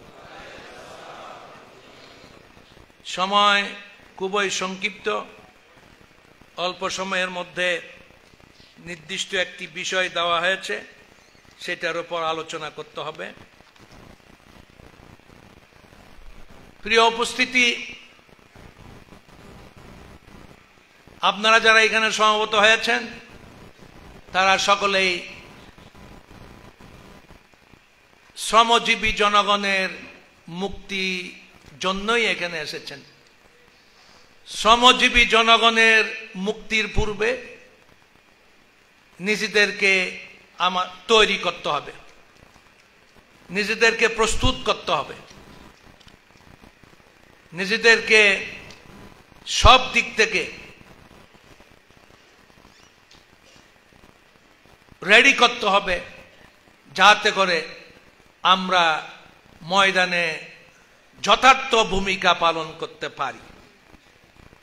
শ্রমজীবী জনগণ আল্লাহর বন্ধু, আল্লাহ রসুল সাল্লাল্লাহু আলাইহি ওয়াসাল্লাম বলেছেন আল কাসিব হাবিবুল্লাহ। শ্রমজীবী মানুষ সভ্যতা বিনির্মাণের কারিগর। বর্তমানে যে সভ্যতা গড়ে উঠেছে সেই সভ্যতার পেছনে শ্রমজীবী জনগণের অবদান রয়েছে। তাদের অবদান ছাড়া এই সভ্যতা গড়ে তোলা সম্ভব হয়নি। গাড়ির চাকা গাড়ির চাকা ঘুরবে না, কলকারখানা চলবে না, শ্রমিক কাজে যাবে না, এই স্লোগান আমরা মাঝে মাঝে দিয়ে থাকি। তার মানে যে আমরা বুঝাতে চাই যে শ্রমজীবী জনগণ ব্যতীত সভ্যতার চাকা স্তব্ধ হয়ে যাবে, প্রগতির চাকা স্তব্ধ হয়ে যাবে। এই জন্য শ্রমজীবী জনগণ সমাজের, রাষ্ট্রের অত্যন্ত গুরুত্বপূর্ণ একটি অংশ, যারা ছাড়া সভ্যতা বিনির্মাণ করা সম্ভব নয়। প্রিয় বন্ধু, আপনারা সেই গুরু দায়িত্ব পালন করার জন্য শ্রমিক কল্যাণ ফেডারেশন নামক এই সংগঠনে এসেছেন। এর জন্য নিজেদেরকে তৈরি করতে হবে। সেই তৈরি কি? আমরা ইসলামী শ্রমনীতি এই সমাজে চালু করব, ইসলামী শ্রমনীতি চালু করব, এবং এই শ্রমনীতি চালু হলে শ্রমজীবী জনগণের মুক্তি আসবে। অন্য কোনো মতবাদ, আইন কি শ্রমজীবী জনগণের মুক্তি দিতে পারে? পারে না। তাই বন্ধুগণ, এই আলোচনা রাখা হয়েছে বায়াত মুমিন জীবনের মিশন, মুমিন জীবনে বায়াতের তাৎপর্য। আমরা, আমাদের প্রথম পরিচয় কি? আমরা মুসলমান, ঠিক কিনা? হ্যাঁ, এই মুসলমান মানে কি? মুসলমান মানে হচ্ছে আত্মসমর্পিত বান্দা, যারা আল্লাহ তাআলার কাছে আত্মসমর্পণ করেছে, যারা আল্লাহর আনুগত্য করে, রাসূল পাক ইসলামের আনুগত্য করে, তারা হচ্ছে মুসলমান। তো আমাদেরকে শ্রম অঙ্গনে ভালোভাবে দায়িত্ব পালন করার জন্য, আমাদের দাওয়াতকে আরো সম্প্রসারিত করার জন্য, আমাদের সংগঠনকে মজবুত করার জন্য আমাদেরকে সত্যিকার অর্থে মুসলমান হিসেবে নিজেদেরকে তৈরি করতে হবে। এই মুসলমান হওয়ার জন্যই আল্লাহ তাআলা আমাদেরকে নির্দেশ করেছেন। তিনি বলেছেন, ওয়ালা তামুতুন্না ইল্লা ওয়া আনতুম মুসলিমুন। তোমরা মুসলমান হয়েই মৃত্যুবরণ করো, মুসলমান হওয়ার আগে মৃত্যুবরণ করো না। এই মুসলমান হওয়া মানে সত্যিকার অর্থে নিবেদিত প্রাণ, আত্মসমর্পিত, অনুগত বান্দা হওয়া। আর এর জন্য বায়াত অপরিহার্য। বায়াত এটা আমাদের সংগঠনে এই পরিভাষা সাধারণভাবে, আমভাবে চালু নেই। যেমন পীর সাহেবদের পরিবেশে হ্যাঁ, এখানে চালু আছে পীর মুরিদি, এখানে বায়াত শব্দটা খুবই প্রচলিত। আমরা বায়াত শব্দটা খুব বেশি ব্যবহার করি না, কিন্তু বায়াতের কনসেপশন, বায়াতের ধারণা আমাদের মধ্যে আছে। এটা করি না এই জন্য যে বায়াত যদি আমরা আমভাবে ব্যবহার করি তাহলে এর মাধ্যমে একটা আবার ফিতনা সৃষ্টি হতে পারে। জামাত ইসলামীও বায়াত শুরু করে দিয়েছে। তো কিন্তু বায়াত আমাদের সংগঠনে আছে, সেটা কি, সেটা কোন ভাষায় আমরা বলি, কোন পরিভাষা আমরা ব্যবহার করি? আমরা ব্যবহার করি রুকনিয়াত। আমরা ব্যবহার করি কি? রুকনিয়াত। এই পরিভাষা আমরা ব্যবহার করি। তবে বায়াত ইসলামের একটি অত্যন্ত গুরুত্বপূর্ণ পরিভাষা। বায়াত ইসলামের অত্যন্ত, রুকনিয়াতে একটা বায়াত। হ্যাঁ, বায়াত ইসলামে অত্যন্ত গুরুত্বপূর্ণ আমাদের জীবনের জন্য। সাহাবায়ে কেরাম রাদিয়াল্লাহু তাআলা আনহুম, সাহাবায়ে কেরামগণ রাসূলুল্লাহ সাল্লাল্লাহু আলাইহি ওয়াসাল্লামের নিকট বায়াত গ্রহণ করেছেন, ঠিক কিনা বলুন? হ্যাঁ, ঈমানিয়তের বায়াত। যেমন যারা ঈমান এনেছেন রাসূলুল্লাহ সাল্লাল্লাহু আলাইহি ওয়াসাল্লামের হাতে, তাদের কাছ থেকে বায়াত নিয়েছেন। আমরা সাক্ষ্য দিচ্ছি আল্লাহ ছাড়া আর কোনো ইলাহ নেই, তার কোনো শরীক নেই, মুহাম্মদ সাল্লাল্লাহু আলাইহি ওয়াসাল্লাম আল্লাহ রসুল। এবং তখন রাসূল পাক সাল্লাল্লাহু আলাইহি ওয়াসাল্লাম তাদেরকে নসিহত করলেন, তোমরা 5 ওয়াক্ত নামাজ পড়বে, রোজা রাখবে এবং সামর্থ্য থাকলে যাকাত দেবে। এইভাবে বায়াত গ্রহণ করেছেন। আকাবার বায়াত জানি, বিখ্যাত আকাবার বায়াত। 13 বর্ষে, নবুয়তের 13 বর্ষে মদিনা থেকে যারা এসেছিলেন, আওস এবং হাজরাজের কিছু প্রতিনিধি, তাদের কাছ থেকে আকাবা নামক গিরিপথে দুইবার বায়াত গ্রহণ করেছেন রাসূলুল্লাহ পাক ইসলাম। আকাবার প্রথম বায়াত, আকাবার দ্বিতীয় বায়াত। এটা বিখ্যাত আকাবার বায়াত নামে পরিচিত। এরপরে রাসূলুল্লাহ ইসলাম আবার বিশেষভাবে হুদায়বিয়ায় বায়াত গ্রহণ করেছেন। সেটার নাম কি? বায়াতুর রিদওয়ান। সেটার নাম কি? সন্তুষ্টির বায়াত। যে হযরত উসমান রাদিয়াল্লাহু তাআলা আনহুর নিহত হয়েছে, এই খবর যখন রটে গেল, তখন উসমান হত্যার বদলা নেওয়ার জন্য রাসূলুল্লাহ পাক ইসলামের হাতের উপর হাত রেখে যে বায়াত গ্রহণ করেছিলেন 1400 সাহাবী, সেটাকে বায়াতুর রিদওয়ান, সন্তুষ্টির বায়াত বলা হয়। এই ব্যাপারে সূরাতুল ফাতহতে আয়াত নাজিল করেছেন আল্লাহ তাআলা, ইন্নাল্লাযীনা ইউবাইউনাকা ইন্নামা ইউবাইউনাল্লাহ ইয়াদুল্লাহি ফাওকা আইদিহিম। সূরা ফাতহ 10 নম্বর। যারা আপনার কাছে বায়াত গ্রহণ করেছে তারা মূলত আল্লাহ তাআলার কাছে বায়াত গ্রহণ করেছে। ইয়াদুল্লাহি ফাওকা আইদিহিম, তাদের হাতের উপরে আল্লাহ তাআলার হাত ছিল। এবং আল্লাহ তাআলা সন্তুষ্টি জাহির করেছেন, লাকাদ রাদিয়াল্লাহু আনিল মুমিনিনা ইয ইউবাইউনাকা তাহতাশ শাজারাতি ফাআলিমা মা ফি কুলুবিহিম ফাআনজালাস সাকিনাতা আলাইহিম ওয়া আসাবাহুম ফাতাহান কারীবা। সূরা ফাতহ 18 নম্বর আয়াত। হ্যাঁ, আল্লাহ তাআলা সন্তুষ্ট হয়ে গেছেন যারা, যে সমস্ত মুমিনরা আপনার হাতে বায়াত গ্রহণ করেছে আপনার কাছে গাছের নিচে, হ্যাঁ, তাদের উপর আল্লাহ তাআলা সন্তুষ্ট হয়ে গেছে। এটাকে এই জন্য বায়াতুর রিদওয়ান বলা হয়। এরপরে সূরা মুমতাহিনায় মহিলাদের কাছ থেকে যে বায়াত আল্লাহ তাআলা নিয়েছিলেন, যেটা নাফরমানি না করার জন্য বিভিন্ন বিষয়ে, সেটাও একটা বায়াত। এরপরে সূরাতুত তাওবায় আল্লাহ তাআলা বলছেন, বিসমিল্লাহির রহমানির রহিম, ইন্নাল্লাহা আশতারা মিনাল মুমিনিনা আনফুসাহুম ওয়া আমওয়ালাহুম বিআন্না লাহুমুল জান্নাহ ইউকাতিলুনা ফি সাবিলিল্লাহি ফায়াকতুলুনা ওয়া ইউকতালুন ওয়াদান আলাইহি হাক্কান ফিত তাওরাতি ওয়াল ইনজিলি ওয়াল কুরআন ওয়া মান আওফা বিআহদিহি মিনাল্লাহ ফাস্তাবশিরু বিবাইয়াকুমুল্লাযী বায়াতুম বি ওয়া যালিকা হুয়াল ফাওজুল আযীম। সূরা তাওবা কত নম্বর আয়াত? 111 নম্বর আয়াত। এখানে আল্লাহ তাআলা বলছেন কি, নিশ্চয় আল্লাহ তাআলা ঈমানদারদের থেকে তাদের জীবন এবং মাল কিনে নিয়েছেন জান্নাতের বিনিময়ে। জান্নাতের বিনিময়ে দাম কি? জান্নাত।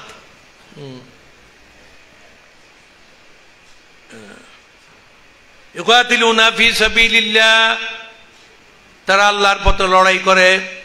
ফায়াকতুলুনা ওয়া ইউকতালুন, মারে এবং মরে, মারে এবং মরে। লড়াই করলে তো হয় মারও হবে, আবার শহীদও হতে হবে, গাজীও, হ্যাঁ, কিছু গাজী হবে, কিছু শহীদ হবে, শহীদও হবে, গাজীও হবে। ওয়াদান আলাই হাক্কান, এই যে জান্নাতের ওয়াদা তোমাদের প্রতি, এটা হচ্ছে অত্যন্ত সত্য। এবং এই সত্য এটা শুধু কোরআনে বর্ণিত হচ্ছে না, এটা তৌরাতেও এবং ইনজিলেও আমি এই ওয়াদা করেছি, তোমাদেরকে জান্নাত দেব। হ্যাঁ, ওমান আওফা বিআহদিহি মিনাল্লাহ, আল্লাহর চাইতে বেশি ওয়াদা পূরণকারী কে আছে? ফাস্তাবশিরু বিবাইকুমুল্লাযী বায়াতুম বি, সুতরাং তোমাদের মধ্যে যে কেনা বেচার চুক্তি হয়েছে, তোমাদের মধ্যে যে বায়াত, তোমাদের মধ্যে যে ওয়াদা হয়েছে, যে চুক্তি হয়েছে, সেটা তোমরা তাড়াতাড়ি সম্পন্ন করো এবং তাতে তোমরা খুশি হয়ে যাও, রাজি হয়ে যাও।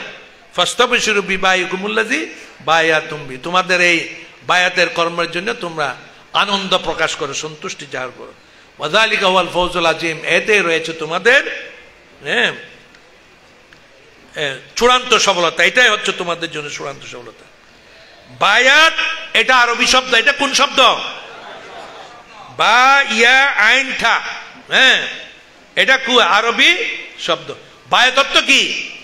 ক্রয় বিক্রয়, লেনদেন, কেনা বেচা, কেমন ঠিক না?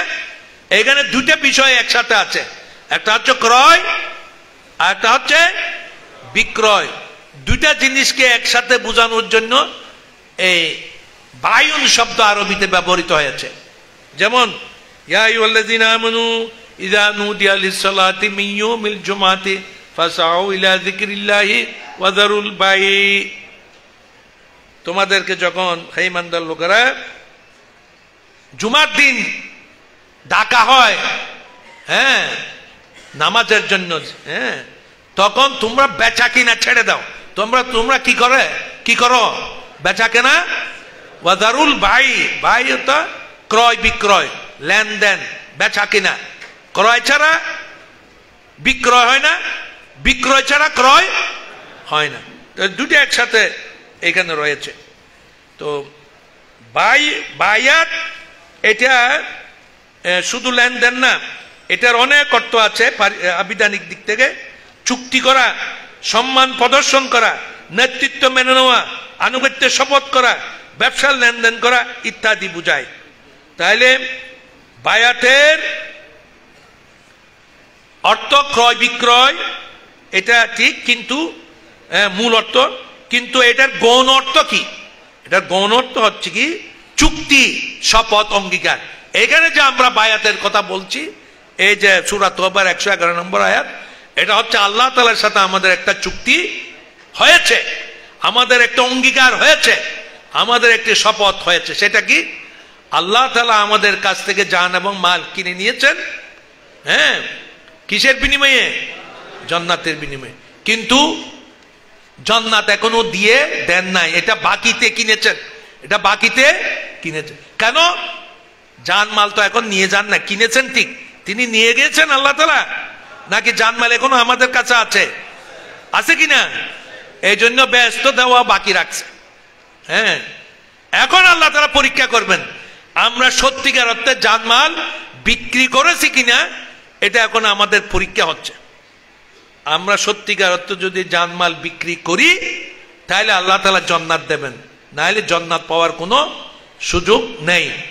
এখন এই ঘড়িটা আমি আপনাকে বিক্রি করে দিলাম, হ্যাঁ, বিক্রি করে দেওয়ার পরে আপনি এটার মালিক হয়ে গেলেন না? মালিক হয়ে গেলেন। আবার যদি আপনি বলেন যে আমাকে 3 মাস এটা ব্যবহার করার জন্য দেন, এই 3 মাস যে ব্যবহার করার জন্য আপনাকে দেওয়া হলো, তখন আপনি এটার মালিক হবেন না আমানতদার হবেন? কোনটা? হ্যাঁ, এই জানমাল তো আমরা আল্লাহ তাআলার কাছে বিক্রি করে দিয়েছি, তিনি কিনে নিয়েছেন। এখন যে আমাদের কাছে জানমাল আছে, এই জানমালের কি আমরা মালিক না আমানতদার? আমানতদার। আমরা এই আমানতের যেন খিয়ানত না হয়, এই আমানতের যেন অপব্যবহার না হয়। হ্যাঁ, এই আমানত যেন আমরা অন্যায় কাজে না লাগাই, সেজন্য আমাদের উপর পাহারাদারি করার জন্য এই বায়াত, আমাদের উপর পাহারাদারি করার জন্য এই বায়াতের চুক্তি আমাদেরকে এই করতে হবে। হ্যাঁ, কারণ মানুষ শয়তানের খপ্পরে পড়ে, এবং মানুষকে যে আল্লাহ তাআলা ইচ্ছার স্বাধীনতা দিয়েছেন, মানুষ ইচ্ছা করলে চুরি করতে পারে, ডাকাতি করতে পারে, ভালো কাজ করতে পারে। এই ইচ্ছার স্বাধীনতাকে কাজে লাগিয়ে মানুষ আমানতের অপব্যবহার করে। এই আমানতের অপব্যবহার যেন না হয়, সেই জন্য এই বায়াত মুমিন জীবনে এই বায়াত অপরিহার্য। এই বায়াত আমাদেরকে নিতে হবে। আমি শেষ করে দিচ্ছি যে তো যারা সব মুমিন জানো মাল বিক্রি করে না, যারা বিক্রি করে তারাই সত্যিকার মুমিন। যারা নিজ ইচ্ছায় তাদের জানমাল বিক্রি করেছে, তাদের কাছ থেকেই আল্লাহ কিনেছেন, অর্থাৎ যাদের কাছ থেকে কিনেছেন তারা সন্তুষ্ট চিত্তে বিক্রি করেছেন। হ্যাঁ, কোন জিনিস কারো কাছ থেকে কিনলে তার দাম অবশ্যই দিতে হবে, তা না হলে কেনার দায়িত্ব পালন করা হয় না। তাই কেনার কথা বলার সাথে সাথে দামের কথা উল্লেখ করেছেন আল্লাহ তাআলা। সেই দামটা কি? জান্নাত। এই ব্যাপারে হাদিস শরীফের কথা হচ্ছে, ক্বালা রাসূলুল্লাহ সাল্লাল্লাহু আলাইহি ওয়াসাল্লাম, মান মাতা ওয়া লাইসা ফি উনুকিহি বায়াতুন মাতা মাইতাতুন জাহিলিয়া। যে রাসূল পাক সাল্লাল্লাহু আলাইহি ওয়াসাল্লামের হাদিস হচ্ছে কি, যে এমন অবস্থায় মৃত্যুবরণ করলো যার গলায় কোনো আনুগত্যের বায়াত নাই, যার গলায় কি আনুগত্যের বায়াত নাই, সে যেন জাহিলিয়তের মৃত্যুবরণ করলো। আরেকটা হাদিস, ক্বালা রাসূলুল্লাহ সাল্লাল্লাহু আলাইহি ওয়াসাল্লাম, মান ফারাকাল জামাতি ওয়া ফারাকাত তুয়াতি ফামাতা মাতা মাইতাতুন জাহিলিয়া। মুসলিম শরীফের হাদিস সবগুলা। যে ইসলামী সংগঠন থেকে বিচ্ছিন্ন হয়ে গেল এবং আনুগত্যের দড়ি তার গলা থেকে খুলে ফেললো, আনুগত্য থেকে পৃথক হয়ে গেল, এই অবস্থায় যদি তার মৃত্যু হয় তাহলে সেটা হবে জাহিলিয়াতের মৃত্যু। সুতরাং আমাদেরকে, আমরা যদি সত্যিকার মুসলমান হতে চাই, ওই সত্যিকার যদি আত্মসমর্পিত বান্দা হতে চায়, তাহলে আমাদেরকে কি আনুগত্যের শপথ, অঙ্গীকার, হ্যাঁ, অর্থাৎ বায়াত আমাদেরকে গ্রহণ করতে হবে। তাহলেই আমরা সত্যিকার অর্থে মুসলমান হতে পারবো। এবং আমরা যদি এই বায়াত গ্রহণ করে জান ও মাল আল্লাহ তাআলার কাছে সংগঠনের মাধ্যমে সুপর্দ করে দিই, তাহলে আল্লাহ তাআলা জান্নাত দেবেন। কেমন, ঠিক না? অন্যথায় জান্নাত পাওয়ার কোনো সুযোগ নেই। আল্লাহ তাআলা আমাদেরকে কবুল করুন। ওমা তৌফিক ইল্লা বিল্লাহ ওয়া আখিরু দাওয়ানা আলহামদুলিল্লাহি রাব্বিল আলামিন। আসসালামু আলাইকুম ওয়া রাহমাতুল্লাহি ওয়া বারাকাতুহু।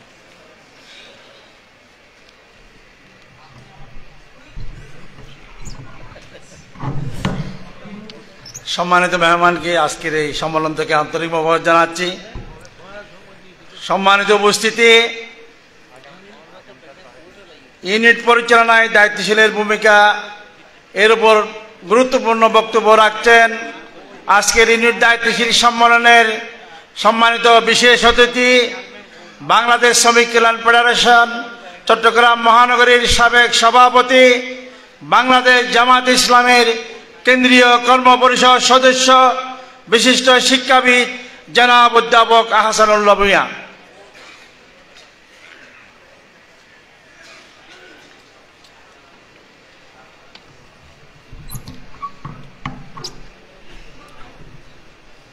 নাহমাদুহু ওয়া নুসাল্লি আলা রাসূলিহিল কারীম, আম্মা বাদ।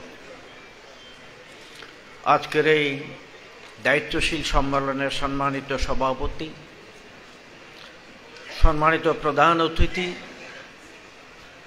জামাত ইসলামের নায়েবে আমির, আমাদের শ্রদ্ধেয় নেতা, শ্রমিক কল্যাণ ফেডারেশনের কেন্দ্রীয় সভাপতি,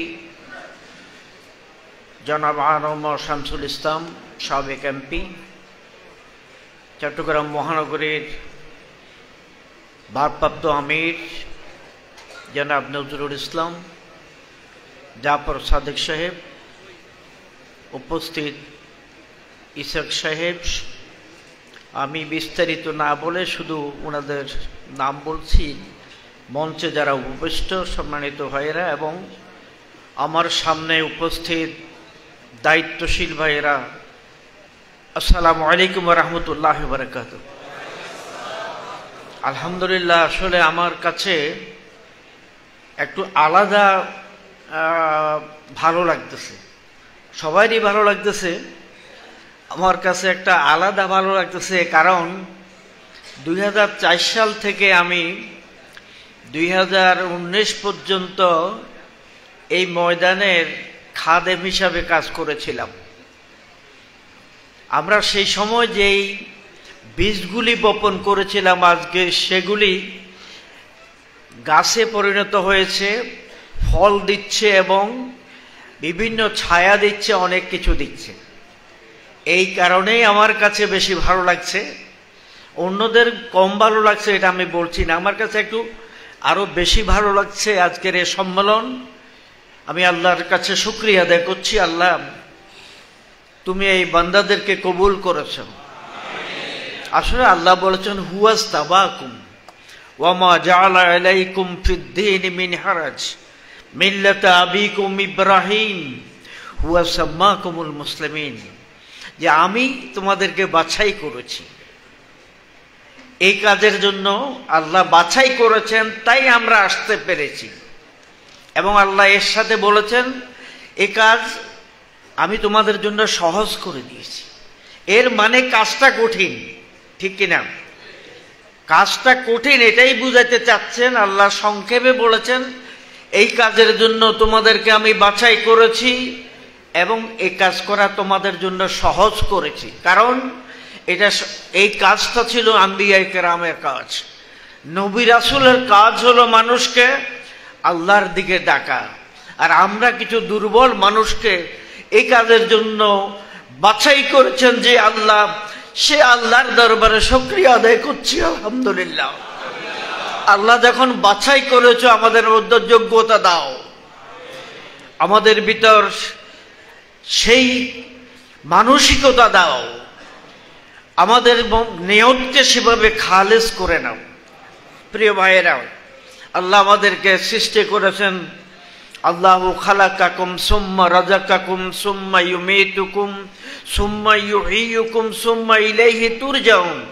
শুধু সৃষ্টি করেছেন এটা নয়, আল্লাহ বলছেন আমি তোমাদেরকে খালাকাকুম, তোমাদেরকে আমি সৃষ্টি করেছি, তোমাদের রিজিকের ব্যবস্থা করেছি, এরপরে তোমাদেরকে আবার মৃত্যু দেব, তারপর তোমাদেরকে আবার জীবিত করব, তারপর তোমাদের কাছ থেকে আমি হিসাব কিতাব নেব। কাজে এত কিছু যখন যিনি দিচ্ছেন, হিসাব নেওয়া তার তো এটা অধিকার আছে, ঠিক কিনা?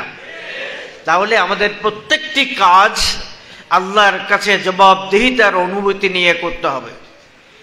আল্লাহ মানুষকে সৃষ্টি করেছেন খেলাফতের দায়িত্ব দিয়ে। খেলাফতের দায়িত্ব মানে আল্লাহ রাসূল যে সমাজ বিনির্মাণ করেছেন, 250 জন সাহাবী নিয়ে আল্লাহ রাসূল মক্কা থেকে মদিনায় হিজরত করেছেন। আর এই 250 জন সাহাবী নিয়ে আল্লাহ রাসূল সারা দুনিয়াতে ইসলামকে প্রতিষ্ঠিত করেছিলেন। কাজে 250 জন এমন মানুষ তৈরি করেছিলেন যারা তাদের জীবনের চাইতে আল্লাহ এবং আল্লাহ রাসূলকে মহব্বত করতেন, ঠিক কিনা? তাহলে আমরা যদি আল্লাহ এবং রাসূলের মহব্বত আমাদের দিলের ভিতর সৃষ্টি হয়, সংখ্যার ব্যাপার নয়, কত হলো তত বেশি নয়। বদরের যুদ্ধে কি মুসলমানেরা বেশি ছিল না কাফেররা বেশি ছিল? কিন্তু বেশি সংখ্যক লোকের উপর কম সংখ্যক লোকেরা বিজয়ী হয়েছিল। তাদের সেই ঈমান এবং তাদের এই আমল তাদেরকে আল্লাহর সাহায্য পাওয়ার জন্য যোগ্য করে তুলেছিলেন।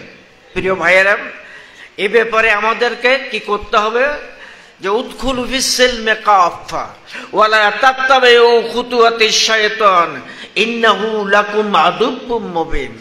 উদখুলু ফিস-সিলমি কাফা, পরিপূর্ণভাবে দিনের ভিতর দাখিল হতে হবে।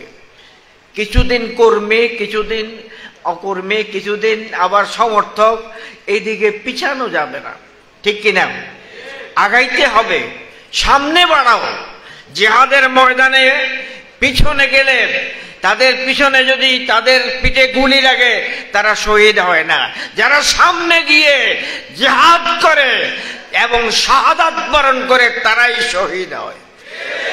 আমরা কি সামনে আগাবো না পিছাবো, নাকি ঈসা মাসের মতো পিছনের দিকে হাঁটবো? আমরা আগাবো ইনশাআল্লাহ। কাজেই জীবনের সর্বক্ষেত্রে আল্লাহকে প্রভু হিসাবে মানতে হবে, আল্লাহর বিধানকে প্রতিষ্ঠার জন্য কাজ করতে হবে, নিজেকে প্রতিষ্ঠা নয়, দৃশ্যমান কিছু দেখানোর জন্য নয়। আমরা যদি এই নিয়তকে সামনে, একলাসুন নিয়াত, আমাদের নিয়ত হবে দিন প্রতিষ্ঠা করা, আল্লাহর সন্তুষ্টি অর্জন করা, তাহলে আমাদের সকল কাজ ইবাদত হবে। আমার বিষয় ঠিক করে দিয়েছে ইউনিট সভাপতিদের করণীয়। আমি 4টা কথা বলবো, ঠিক আছে? ঠিক আছে, শুনবেন তো? কারা শুনবেন না দেখি? আপনারা শুনবেন না? সরি, পজিটিভ বলবো মনে করে ওনারা হাত তুলেছেন, নেগেটিভ বলছে যে এটা বুঝতে পারেন না। কাজেই শ্রমিকদের এরকম কিছু ভুল বুঝাবুঝি হইতেই পারে। শ্রমিক মানুষ আমরা, সাধারণ মানুষ, কম বুঝি, কম শুনি, কিন্তু যেটা বুঝি আর শুনি সেটার জন্য জীবন দিতে প্রস্তুত থাকি, ঠিক কিনা? প্রিয় ভাইয়েরা, তাহলে প্রথম হলো আত্মগঠন করতে হবে, নিজেকে গড়তে হবে। লা তাকুলুনা মা লা তাফআলুন কাবরা মাকতান ইনদাল্লাহ। আল্লাহ বলেছেন তোমরা যেটা করো না সেটা অন্যকে বলিও না, তাহলে আল্লাহ ক্রোধ প্রজ্বলিত হবে, আল্লাহ রাগান্বিত হবেন। তাহলে দাওয়াত দেওয়ার কথা অনেক বলা হয়েছে, দাওয়াত দেওয়ার আগে নিজের নফসকে দাওয়াত দিতে হবে। কি? নিজেকে তৈরি করতে হবে। আপনি যেটা করেন না সেটা অন্যকে বলবেন না। আমাদের মধ্যে এই জন্যই অনেক ওয়াজ হয় কিন্তু মানুষ হেদায়েত হয় না। এর কারণ একটাই, সেটা হলো যিনি ওয়াজ করছেন তিনি সেটা করেন না। আমরা এমন ওয়াজ হব না যে বলে যাব কিন্তু করব না, ঠিক আছে? তাহলে আত্মগঠন করতে হবে। আত্মগঠন করতে গেলে সেখানে কি করতে হবে? আল্লাহর কাছে যে পরিষ্কারভাবে বলতে হবে আল্লাহকে ছাড়া কাউকে মানি না, আল্লাহর ইবাদত ছাড়া কারো ইবাদত করি না, আল্লাহর গোলামি ছাড়া কারো গোলামি করি না। এই এরাদা নিয়ে আমাদেরকে আগাইতে হবে। আনেবুদুল্লাহ ওয়াস্তানেবুত তাগুত। আনেবুদুল্লাহ, আল্লাহর গোলাম হলে আর কারো গোলামি করা যায়? আনেবুদুল্লাহ ওয়াস্তানেবুত তাগুত, তোমরা আল্লাহর দাসত্ব করো, আল্লাহর বন্দেগী করো, তাগুতকে অস্বীকার করো। এদিকে যেমন জোর থাকবে, কি আল্লাহর হুকুম পালনের জন্য যেমন অগ্রসর হব, তাগুতকে পেলে তাকে কিন্তু ছেড়ে দেব না, ঠিক কিনা? তাগুত মানে রাষ্ট্রশক্তি, যারা নিজেরা আল্লাহর আইন মানে না, অন্যকে মানতে বাধা দেয়, তারা রাষ্ট্রীয় শক্তি, এরাই হলো তাগুত। অতীতে অনেক তাগুত আছে, আমরা আর কোন তাগুদের আনুগত্য করব না। আল্লাহর আইনের বিরোধী কোনো কিছুকে মেনে নেব না। এদেশ আমাদের দেশ, শতকরা 95 জন মুসলমানের দেশ, এখানে আইন চালু করতে। এই জন্য আমাদের স্লোগান হলো আল্লাহর আইন চাই, আল্লাহর আইন চাই, আইন চাই আল্লাহর। আর আমরা সব সৎ লোক হইতে হবে। তাহলে সৎ লোকের নেতৃত্ব প্রতিষ্ঠা করতে হবে। আগামীতে নির্বাচনে শ্রমিক কল্যাণ কি বসে থাকবে? আমরা একটা কথা বলি, যখন নেতারা যখন দৌড়ায় তখন কর্মীরা হাঁটে, আর কর্মীরা যখন হাঁটে নেতারা যখন হাঁটে কর্মীরা বসে, আর নেতারা যখন বসে কর্মীরা ঘুমায়। কি বুঝেন নাই? আপনারা কি দৌড়াবেন? না দৌড়াবেন? নেতারা দৌড়াইতে হবে। নেতারা দৌড়াইলে কর্মীরা হাঁটবে, নেতারা বসে কর্মীরা ঘুমাই যাবে। কাজে ইউনিট সভাপতিদেরকে ব্যতিক্রম ধর্মী চরিত্রের অধিকারী হতে হবে। লিডার লিডার লিডার কর্মীদেরকে এমন করতে হবে, সংগঠনকে এমন করতে হবে, ঝাঁপিয়ে পড়ো। এই আন্দোলনের আগে, ঢাকাতে মিছিল করার আগে সেখানে বলতো যে কারা কারা শাহাদাতের জন্য প্রস্তুত আছো, হাত তোলো। হাত তোলায় শাহাদাতের শপথ নিয়ে যখন নেমেছে তখনই আল্লাহ বিজয় দিয়েছে, ঠিক কিনা? কাজেই প্রথম কথা হলো আত্মগঠন করতে হবে। আত্মগঠন করতে হবে, আল্লাহর উপর ঈমান আনতে হবে, তাগুতকে অস্বীকার করতে হবে। প্রথম এখানে এই কাজ। দ্বিতীয় হলো জীবনের সর্বক্ষেত্রে আল্লাহকে রব হিসাবে স্বীকার করতে হবে। এরপরে তৃতীয় কথা হলো কোরআন হাদিসের জ্ঞান অর্জন করতে হবে, সাথে সাথে দুনিয়াবি জ্ঞান অর্জন করতে হবে। এই কোরআন হাদিস মুখস্থ করা এবং সেগুলি আমল করা, অন্যের কাছে বক্তব্য দেওয়ার সময় কোরআনের রেফারেন্স দেওয়া, এগুলি আমাদের বক্তব্যের মধ্যে থাকতে হবে। তাহলে দ্বিতীয় যেটা কর্মী গঠন করতে হবে। ইউনিট সভাপতিরাই মূলত আমাদের মূল দায়িত্বশীল, গ্রাস লেভেলের দায়িত্বশীল, মাঠ লেভেলের দায়িত্বশীল। আমিরে জামাত আর কেন্দ্রীয় সভাপতি হয়তো ওনার বাড়ি এখানে সাতকানিয়া, এই জন্য কেন্দ্রীয় সভাপতিকে আপনারা বেশি বেশি পাচ্ছেন, কিন্তু কেন্দ্রীয় সভাপতিকে একবারও পায় না, এরকম বেলাও আছে, ঠিক কিনা? কাজে কেন্দ্রীয় সভাপতিকে দেখে মানুষ আসবে না, আসবে ইউনিট সভাপতিকে দিয়ে। ইউনিট সভাপতি রিপ্রেজেন্ট করবে কেন্দ্রীয় সভাপতির, ইউনিট সভাপতি রিপ্রেজেন্ট করবে জামাত ইসলামীর আমিরের। কথা ঠিক কিনা? তাহলে এই কর্মী গঠনের ক্ষেত্রে প্রথম কাজ হলো কর্মী বাছাই করতে হবে।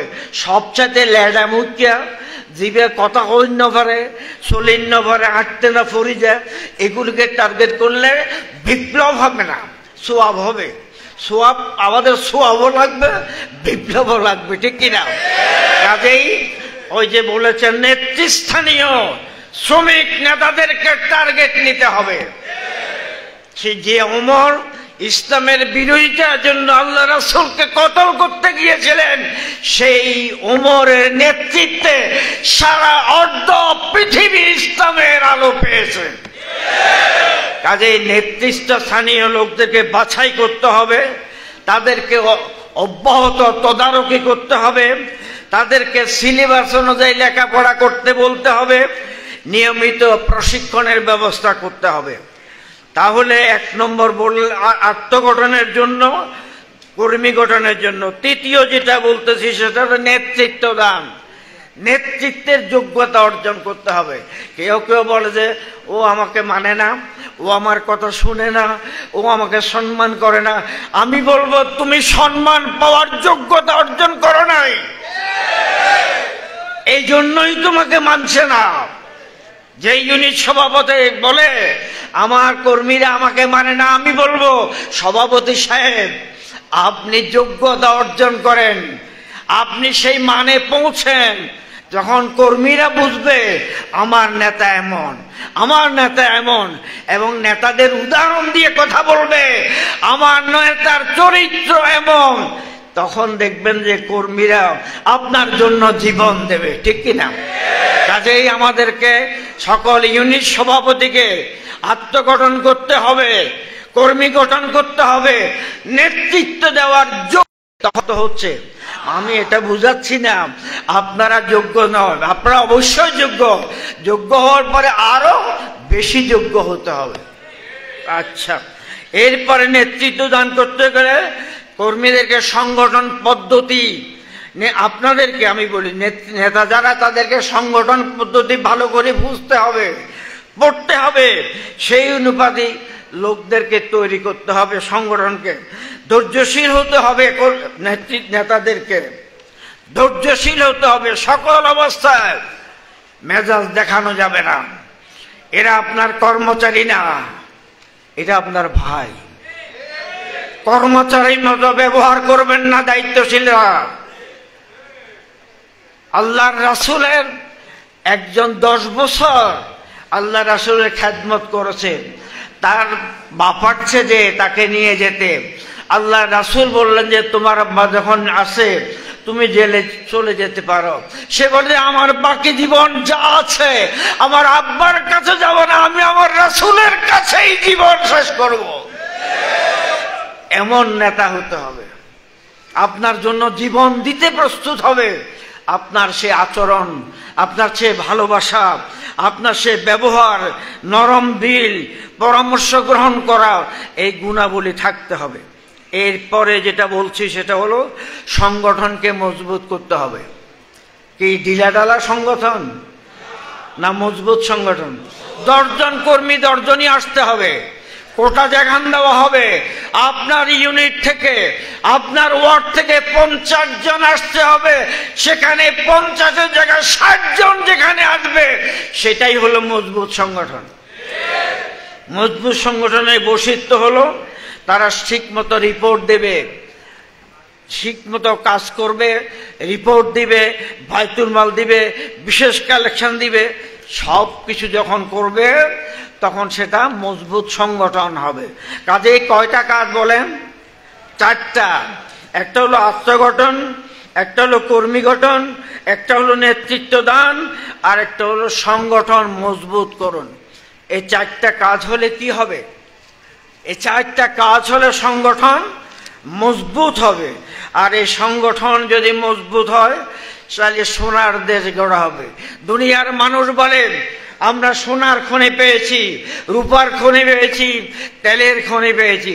আমি বলবো আমরা মানুষের খনি পেয়েছি। এই মানুষগুলিকে, এই শ্রমিকগুলিকে যদি আমরা প্রশিক্ষিত করতে পারি, শ্রমিক বান্ধব যদি সরকার আনতে পারি, শ্রমিকের গায়ের ঘাম শুকানোর আগে যারা শ্রমিকের বেতন পরিশোধ করবে, এমন সরকার গঠন করতে পারলে এদেশে সোনার খনির চাইতে এই মানুষগুলি সোনায় পরিণত হবে। কাজেই দেশকে যদি উন্নত করতে চান তাহলে শ্রমিক বান্ধব সরকার আনতে হবে। শ্রমিক বাঁচলে শিল্প বাঁচবে, শিল্প বাঁচলে দেশ বাঁচবে, ঠিক কিনা? কাজেই এই স্লোগানও আমাদের থাকতে হবে। সর্বশেষ আমি যে কথা বলতে চাই যে আমাদেরকে আগামী নির্বাচনে ইনশাআল্লাহ 300 আসনে নির্বাচন করার সিদ্ধান্ত নেওয়া হয়েছে। এখন থেকে ভোট কেন্দ্র ভিত্তিক সেখানে নির্বাচন কমিটি গঠন করতে হবে, এজেন্ট ঠিক করে নিতে হবে, ভোট কেন্দ্র কারা পাহারা দিবে সেখানে আমাদেরকে তালিকা করতে হবে, এবং ঘরে ঘরে গিয়ে আল্লাহর আইন চাই, সৎ লোকের শাসন চান। যত সংকট সমস্যা আছে, সমস্যার একমাত্র দাওয়াই, একমাত্র ওষুধ, একমাত্র স্লোগান আল্লাহর আইন। যিনি আকাশ সৃষ্টি করেছেন, যিনি হিন্দু, মধ্য, খ্রিস্টান সব মানুষকে সৃষ্টি করেছেন, আদম আলাইহিসসালাম এবং বিবি হাওয়া থেকে মানুষের সৃষ্টি। কাজেই যিনি সমস্ত মানুষকে সৃষ্টি করেছেন জাতি, ধর্ম, বর্ণ নির্বিশেষে, তিনি তাদের জন্য যে আইন দিয়েছেন সে আইন সকলকে মেনে নিতে হবে। আর সেই সমাজ যদি প্রতিষ্ঠিত হয় তাহলে সন্ত্রাস মুক্ত সমাজ কায়েম হবে, চাঁদাবাজ থাকবে না, দেশের টাকা বিদেশে পাচার হবে না। আজকে যে সরকার এতদিন জুলুম করেছিল, আজকে কোথায়? তিনি তো বলেছিলেন আমি শেখ মুজিবের কন্যা, আমি পালাই না। তা এখন কোথায় গেছেন? আমাকে একজন বলে, স্যার উনি তো পালান নাই, উনাকে জোর করে পাঠিয়ে দিয়েছে। আমি বলে আসলে তা নয়, বরঞ্চ উনি নানার বাড়ি নাইনুর গিয়েছেন, কাজে ওই নাইনুরই থাকেন ওখানে। উনি চেষ্টা করছে এখানে আসার জন্য।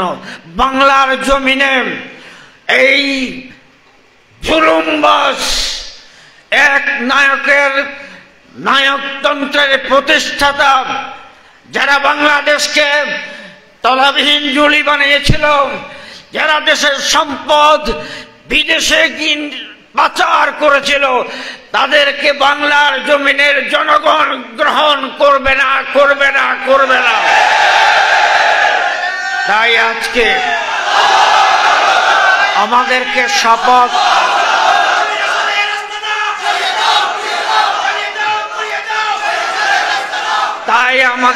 শপথ নিতে হবে, আগামী নির্বাচনে দাঁড়িপাল্লা মার্কা বিজয় করে এদেশের সংসদকে ইসলামের কেন্দ্র বানানোর জন্য কাজ করব ইনশাআল্লাহ। আল্লাহ আমাদেরকে কবুল করুন, আমিন, আমিন, আমিন।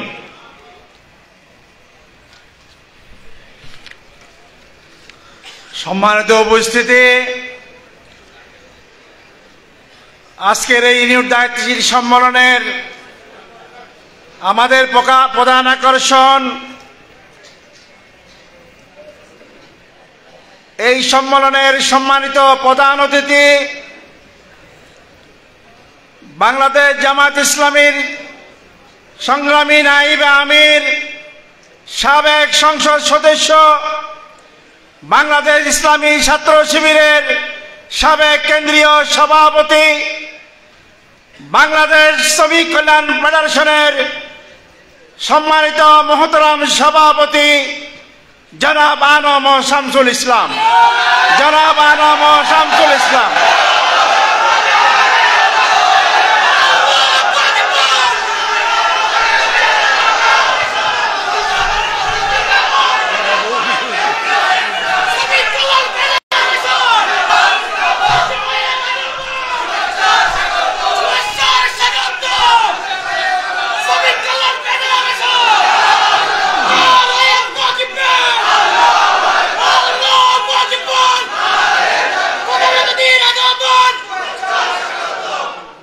আসসালামু আলাইকুম ওয়া রাহমাতুল্লাহি ওয়া বারাকাতুহু। আলহামদুলিল্লাহি রাব্বিল আলামিন ওয়াস সালাতু ওয়াস সালামু আলা আশরাফিল আমবিয়াই ওয়াল মুরসালিন ওয়া আলা আলিহি ওয়া আসহাবিহি আজমাইন। আম্মা বাদ, শ্রমজীবী মেহনতি মানুষের প্রিয় সংগঠন বাংলাদেশ শ্রমিক কল্যাণ ফেডারেশন চট্টগ্রাম মহানগরী কর্তৃক আয়োজিত আজকের এই দায়িত্বশীল সম্মেলনের প্রিয় ভাই সভাপতি, চট্টগ্রাম মহানগরী শ্রমিক কল্যাণ ফেডারেশনের সভাপতি, শ্রমিক কল্যাণ ফেডারেশনের কেন্দ্রীয় অ্যাসিস্ট্যান্ট সেক্রেটারি প্রিয় ভাই এস এম লুৎফুর রহমান, উপস্থিত রয়েছেন চট্টগ্রাম মহানগরীর প্রধান উপদেষ্টা,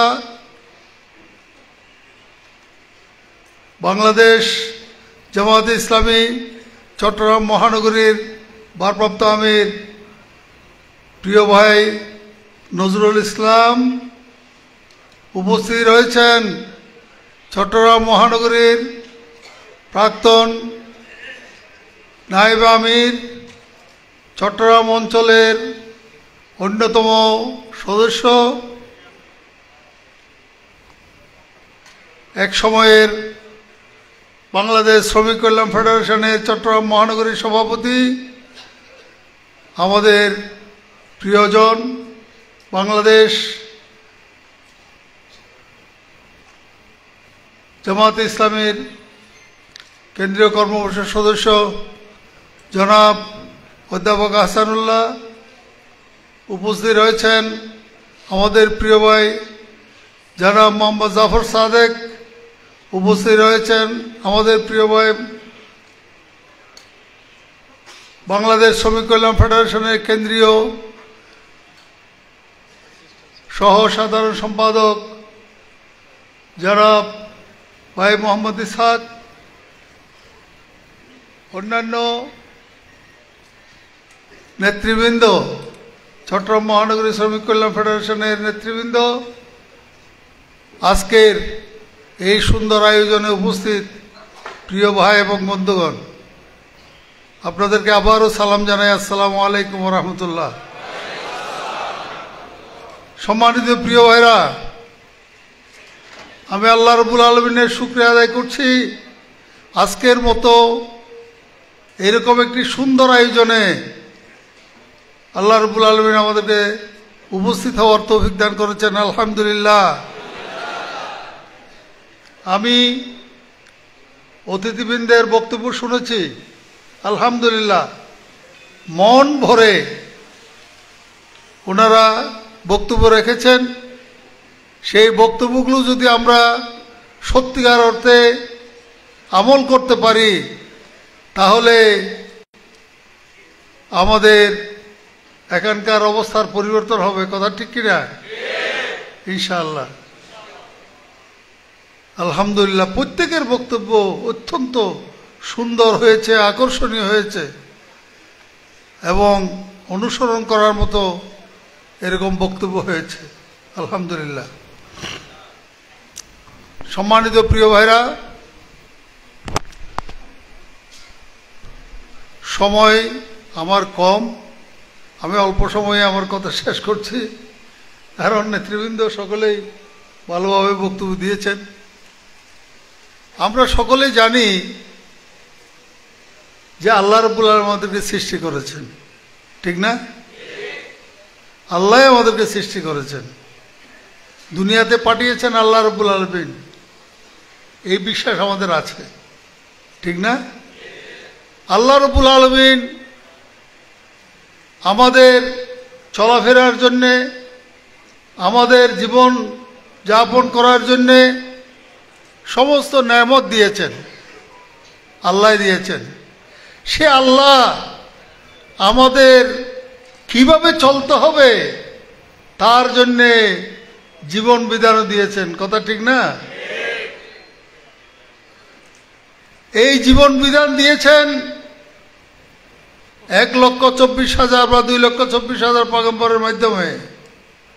আল্লাহ রাব্বুল আলামিন পরিষ্কার করে ওহীর মাধ্যমে জানিয়ে দিয়েছেন, হুয়াল্লাযী আরসালা রাসূলাহু বিল হুদা ওয়া দীনিল হক লিইয়ুযহিরাহু আলাদ দীনি কুল্লিহি ওয়া কাফা বিল্লাহি শাহীদা। তিনি একমাত্র সত্তা যিনি রসুল পাঠিয়েছেন সত্য জীবন আদর্শ দিয়ে। এই জীবন আদর্শের নাম কি? ইসলাম। ইসলাম। আল্লাহ রাব্বুল আলামিন আমাদের চলার জন্যে জীবন বিধান দিয়েছেন। এই নবীদেরকে এই দায়িত্ব দেওয়া হয়েছে লিইয়ুযহিরাহু আলাদ দীনি কুল্লিহি, মানুষের গড়া যত তন্ত্রমন্ত্র আছে সব তন্ত্রমন্ত্র পরাজিত করে আল্লাহর দেয়া জীবন বিধান বিজয়ী করার জন্যে, চালু করার জন্যে নবীদেরকে নির্দেশ দিয়েছেন। কথা ঠিক না? আমরা নবীদের ইতিহাস পড়েছি, শুনেছি। আমরা আখিরি নবী সৈয়দুল মুরসালিন মুহাম্মদুর রাসূলুল্লাহ সাল্লাল্লাহু আলাইহি ওয়াসাল্লাম কিভাবে জীবন কাটিয়েছেন, কি করেছেন দুনিয়াতে, সব কিছু আমাদের জানা আছে। কথা ঠিক না? আল্লাহ রাব্বুল আলামিন কোরআনের মাধ্যমে আমাদের সব কিছু জানিয়ে দিয়েছেন। আল্লাহ রসুল আল্লাহর দ্বীন কায়েম করার জন্য সংগ্রাম করেছেন এবং সংগ্রামের মাধ্যমে আল্লাহর দ্বীন কায়েম করেছেন।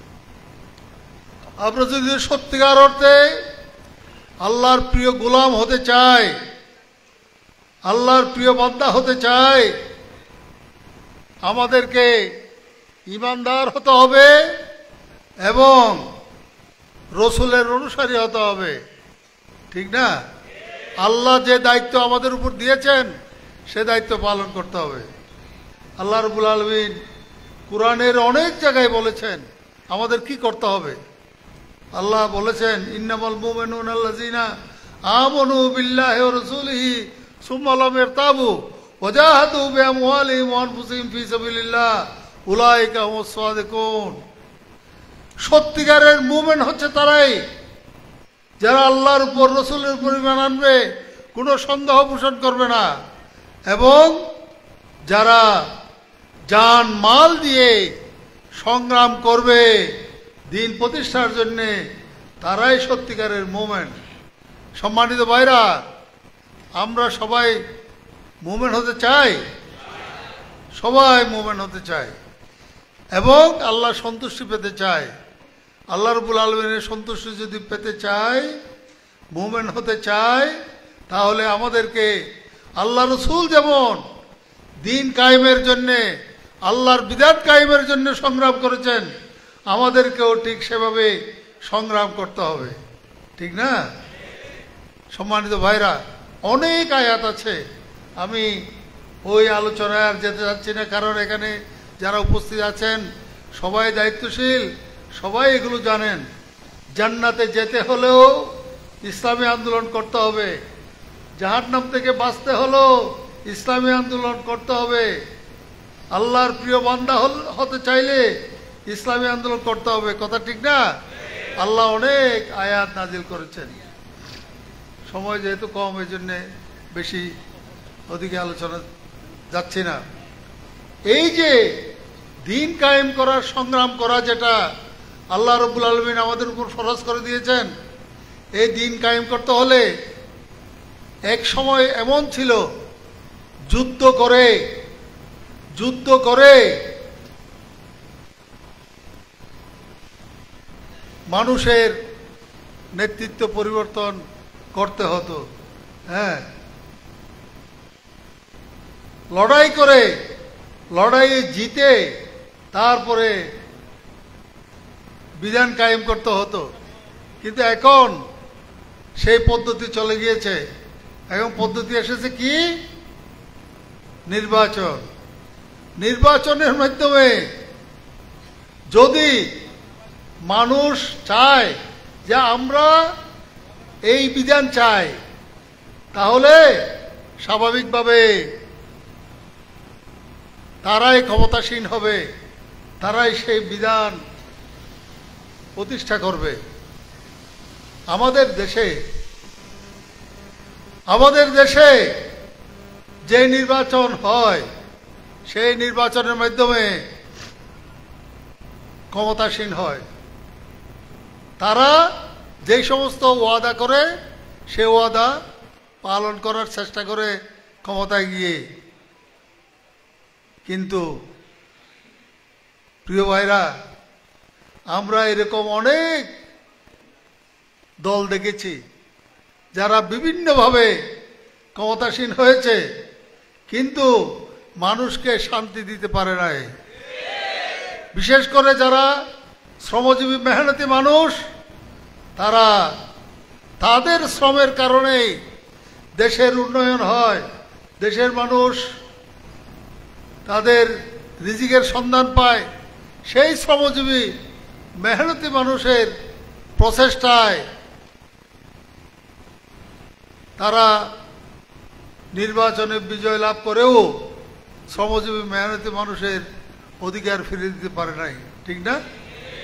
সম্মানিত ভাইরা, যদি সত্যিকার অর্থে আমরা মানুষকে শান্তি দিতে চাই, সত্যিকার অর্থে শ্রমজীবী মেহনতি মানুষের দুঃখ কষ্টকে যদি আমরা দূর করতে চাই, তাহলে আমাদের যিনি স্রষ্টা, যিনি আমাদেরকে রিজিক দিচ্ছেন, যিনি আমাদেরকে লালন পালন করছেন, সেই রব্বুল আলামিন আমাদের জন্য যে জীবন বিধান দিয়েছেন, যে জীবন বিধান প্রতিষ্ঠা করে মুহাম্মদুর রাসূলুল্লাহ সাল্লাল্লাহু আলাইহি ওয়াসাল্লাম মানুষের জীবনের শান্তি প্রতিষ্ঠা করেছিলেন, আমাদেরকেও সেই জীবন বিধান প্রতিষ্ঠার জন্য সংগ্রাম করতে হবে। কথা ঠিক না? এই সংগ্রাম করতে হবে আগের মতো বদরের যুদ্ধ, উহুদের যুদ্ধ, তবুকের যুদ্ধ এরকম যুদ্ধ করে নয়, প্রয়োজন হলে যুদ্ধ করব, কিন্তু আমাদের সংগ্রাম হবে ব্যালটের যুদ্ধ। ব্যালট যুদ্ধে আমরা যদি বিজয়ী হতে পারি তাহলে আল্লাহর আইন প্রতিষ্ঠা হবে। আমরা বলি আল্লাহর আইন চাই, সৎলোকের শাসন চাই। আল্লাহর আইনও প্রতিষ্ঠা হবে, সৎলোকের শাসনও প্রতিষ্ঠা হবে, ঠিক না? সম্মানিত প্রিয় ভাইরা, আমাদের দেশে এই নির্বাচন পদ্ধতি চালু হলেও আমরা কি দেখেছি? সত্যিকারের নির্বাচন করতে দেয়নি, মানুষের ভোটাধিকার কেড়ে নিয়েছে। হ্যাঁ, আগের রাতে, বুটের আগের রাতেই ব্যালট করে পূর্ণ করে দিয়েছে, ঠিক না? আমি তো ইলেকশন করেছিলাম 2018 সালে, করছি না? হ্যাঁ, ওখানে আগের রাতেই ভোট মেরে ফেলছে। হ্যাঁ, 1 ঘন্টার জন্য সুযোগ দিয়েছিল, 54,000 ভোট পেয়েছিলাম সাতকানিয়া লোহাগাড়াতে। সম্মানিত প্রিয় ভাইরা, এর আগে 14 সালে কোনো ভোটে হতে দেয় নাই। এরকম অবস্থা, মানে আমাদের ভোটাধিকার কেটে নিয়েছে। হ্যাঁ, গণতন্ত্রকে হত্যা করেছে। এরপরে মানুষ চরমভাবে বৈষম্যের শিকার, নির্যাতিত হয়েছে মানুষ, অনেক মানুষ নিহত হয়েছে। একেবারে কোন আইন কানুন তোয়াক্কা না করে জামাতে ইসলামী যেহেতু ইসলামী আন্দোলনের কথা বলে, ইসলামের কথা বলে, এই জন্যে জামাতের শীর্ষ নেতৃত্ব যারা দিকে 11 জনকে তারা হত্যা করেছে, দুনিয়া থেকে বিদায় দিয়েছে। 500-র অধিক আমাদের কর্মী নেতাকে হত্যা করেছে, অনেককে পঙ্গু করেছে, হাজার হাজার ভাইদেরকে পঙ্গুত্ব বরণ করতে হয়েছে। এইভাবে অত্যাচার, নির্যাতন, এইরকম বৈষম্যের শিকার হয়ে মানুষ আর বসে থাকে নাই। তারা এই বৈষম্য থেকে মুক্তির জন্যে আন্দোলনে ঝাঁপিয়ে পড়েছে। 2024 সালের জুলাই আগস্টে নেমে পড়ল ছাত্ররা, শ্রমিকরা, এমনকি শিশু এবং মহিলারা পর্যন্ত ঝাঁপিয়ে পড়েছে। তাদেরকে গুলি করে হত্যা করছে, তারপরেও তারা পিছনে ফিরে নেয়।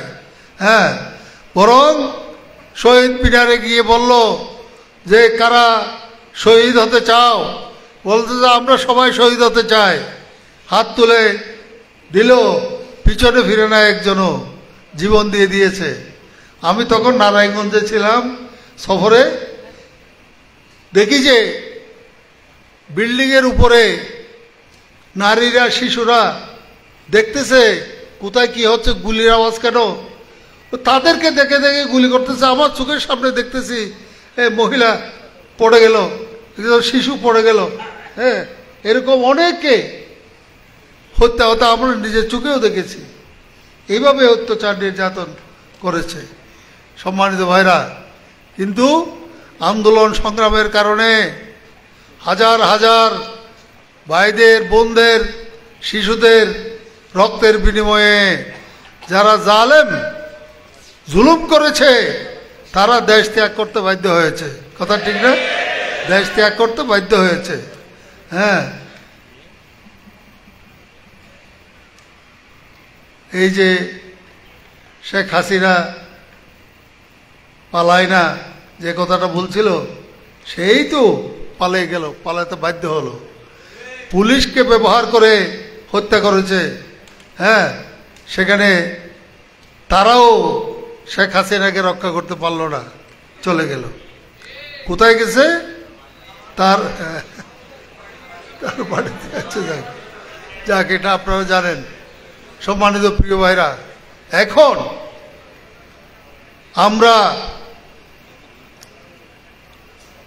আমরা যে লড়াইয়ে নেমেছি, আমরা পিছনে ফিরবো না ইনশাআল্লাহ।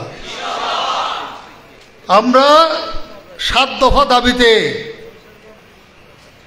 এখন মাঠে নেমেছি। উপদেষ্টাদের সাথে বৈঠক হচ্ছে নিয়মিত। আমরা এগুলো আদায় করে ছাড়ব। আমরা সুষ্ঠু নির্বাচন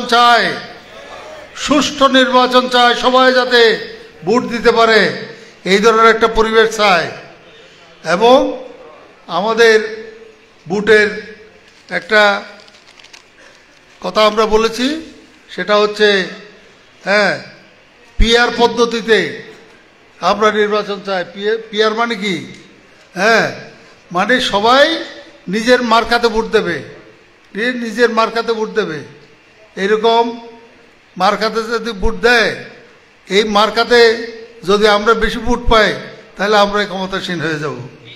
তো আলহামদুলিল্লাহ, বাংলাদেশে বর্তমান যে পরিস্থিতি, মানুষ ধানের শীষও দেখেছে, মানুষ নৌকা দেখেছে, মানুষ লাঙ্গলও দেখেছে, কিন্তু দাঁড়িপাল্লা তো দেখে নাই, ঠিক না? এবার মানুষ দাঁড়িপাল্লাকে ক্ষমতাসীন দেখতে চায়। যদি আমরা সত্যিকার অর্থে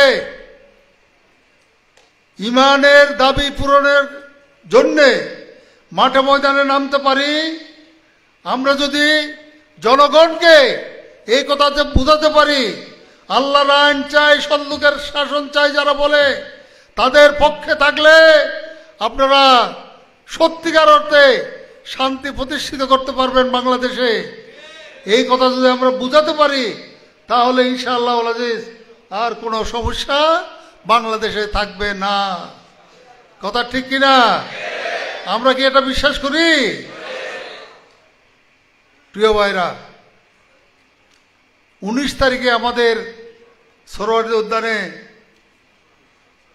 একটা মহাসমাবেশ আছে। এই মহাসমাবেশ মানে কি? সমাবেশ বললে তো হতো, মহা কেন বললাম?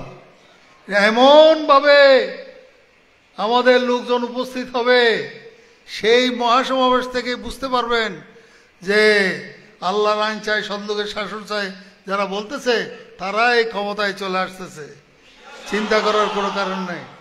এই জন্য আপনারা এখন থেকে প্রস্তুতি নেন। আপনি একা গেলে হবে না, আপনি আপনার আশেপাশের সকল ভাইদেরকে নিয়ে চলে যাবেন। প্রত্যেকের আত্মীয় স্বজন তো আছে ঢাকায়, আত্মীয় স্বজনের বাসায় নিজেরা খাওয়া দাওয়ার ব্যবস্থাও করবেন। একেবারে মিটিং শুরু হওয়ার 1 ঘন্টার আগে উপস্থিত হয়ে যাবেন। আমরা চাই যে সোহরাওয়ার্দী উদ্যানে কোনো জায়গা যাতে না থাকে, একেবারে একজন মানুষও থাকার মানে বসে থাকার জায়গা যদি না হয়, তাহলে ইনশাআল্লাহ সেই আন্দোলনের মাধ্যমে আরো অনেক জায়গা হয়ে যাবে। ওখানেও মাইক আমরা দেব ইনশাআল্লাহ। শুধু উদ্যানে না, উদ্যানের বাইরেও আমরা পৌঁছাই দেব, আমাদের আওয়াজ পৌঁছাই দেব ইনশাআল্লাহ। আমার এখনো মনে পড়ছে, আমি যখন ঢাকা বিশ্ববিদ্যালয়ের বিপি ইলেকশন করছিলাম, শামসু আমিন পরিষদ 1989 সালে, তখন এই যে পরাজিত শক্তি, তারা আমাদেরকে মিছিল মিটিং করতে দিচ্ছে না। আমরা তারপরও সিদ্ধান্ত নিলাম যে মিছিল করবই। এরপরে দেখি যে মিছিল যখন শুরু করলাম, তখন পিছন থেকে এই যে গুলি মারতেছে, বোমা ফুটাচ্ছে, এই করতেছে, সেই করতেছে। তা আমরা মিছিল বন্ধ করি নাই, মিছিল করে করে প্রেস ক্লাবে গিয়ে সমাবেশ করলাম, আবার ঘুরে আসলাম। তখন তারা ফিরে গেছে। এখনো ইনশাআল্লাহ যেখানে আওয়াজ পৌঁছানো সম্ভব, সেখানেই যাতে আমাদের সকল লোক থাকতে পারে, সেই ধরনের প্রস্তুতি এখন গ্রহণ করা হচ্ছে। আলহামদুলিল্লাহ, ইতিমধ্যে আমরা বিশ্বের সকল রাষ্ট্রের সাথে যোগাযোগ করেছি যে আমরা ক্ষমতাসীন হচ্ছি। আমরা চাই যে বাংলাদেশ একটা সুন্দর দেশে পরিণত হোক। বাংলাদেশ যাতে কোনো নির্যাতনের শিকার না হয়, বাংলাদেশের মানুষ যাতে শান্তিতে থাকতে পারে আপনারা সহযোগিতা করেন। আমরা আমেরিকা, ইউরোপীয় ইউনিয়ন থেকে শুরু করে চায়না, অস্ট্রেলিয়া সব জায়গায় লোকদের অ্যাম্বাসাডারদের সাথে বৈঠক করেছি। সবাই বলছে আপনারা যদি শান্তিপূর্ণ একটি সমাজ কায়েম করতে চান তাহলে আমাদের সহযোগিতা পাবেন, আমরা আপনাদের সাথে আছি। প্রিয় ভাইরা, আলহামদুলিল্লাহ এরকম আশ্বাস আমরা পেয়েছি। এখন আমাদের আমিরি জামাত সহ বেশ কয়েকজন দায়িত্বশীল চায়নাতে সফরে আছে, ওখানে গেছে কয়েকদিন, তাদের নেতৃবৃন্দের সাথে সাক্ষাৎ করে তারপর চলে আসবেন। এরকম ইউরোপীয় ইউনিয়নে গিয়েছিলেন, আমেরিকা গিয়েছিলেন। আর নিয়মিতই একদিন পর দুদিন পর আমাদের নিয়মিত বৈঠক হচ্ছে, আপনারা ফেসবুকে দেখছেন। পৃথিবীর সব দেশে আমাদের সহযোগিতা করতে রাজি আছে। এই জন্যে আপনারা যারা আজকে নিম্ন পর্যায়ের ইউনিট পর্যায়ে দায়িত্বশীল আছেন, আপনাদেরকে সিদ্ধান্ত নিতে হবে প্রতি ঘরে ঘরে আপনারা ইসলামী আন্দোলনের দাওয়াত পৌঁছে দেবেন। দাঁড়িপাল্লার ভোট দেওয়ার জন্য, মতামত দেওয়ার জন্য সবার কাছে আহ্বান পৌঁছে দেবেন। পারবেন তো ইনশাল্লাহ? আর আপনাদেরকে গণভিত্তি রচনা করতে হবে। কিভাবে? জনগণ যাদেরকে ভালোবাসে, আমাদের সমাজে কতগুলো লোক আছে এগুলো খুব পপুলার, মেম্বারও না, চেয়ারম্যানও না, এরকম অনেক লোক আছে যারা খুবই পপুলার, সবাই ওনাকে পছন্দ করে। আবার অনেক ওয়াইজ আছে, তাকেও সবাই পছন্দ করে। অনেক ইমাম আছে, সবাই ওনাকে পছন্দ করে। অনেক লোক আছে তার কার্য তার কাজকর্ম ইত্যাদি দেখে সবাই শান্তি পায়। এইরকম লোকদেরকে যদি আমরা নিয়ে আসতে পারি, আমাদের কাছে নিয়ে আসতে পারি, আল্লাহর আইন চাই, সৎলোকের শাসন চাই, এই স্লোগানে যদি তাদেরকে নিয়ে আসতে পারি তাহলে গণভিত্তি রচিত হবে ইনশাআল্লাহ। আমাদের সাতকানিয়া লোহাগাড়াতে 1970 সালের নির্বাচনে আমরা ছিলাম। আমরা 70 সালের নির্বাচনে আমরা অংশগ্রহণ করেছিলাম। দেখি যে সাতকানিয়া লোহাগাড়া একেবারে জামাতের ঘাঁটিতে পরিণত হয়ে গেছে। কারণ কি? যারা ইসলামকে ভালোবাসে, সবাই যেহেতু আল্লাহর আইন চাই, সৎলোকের শাসন চায়ের পক্ষে চলে আসছে, জনগণ সবাই চলে এসেছে। ঠিক সেরকম সমাজের যারা প্রভাবশালী ব্যক্তিত্ব, সেই প্রভাবশালী ব্যক্তিত্বদেরকে আপনারা এই আন্দোলনে শরিক হওয়ার আপনার চেষ্টা চালাবেন।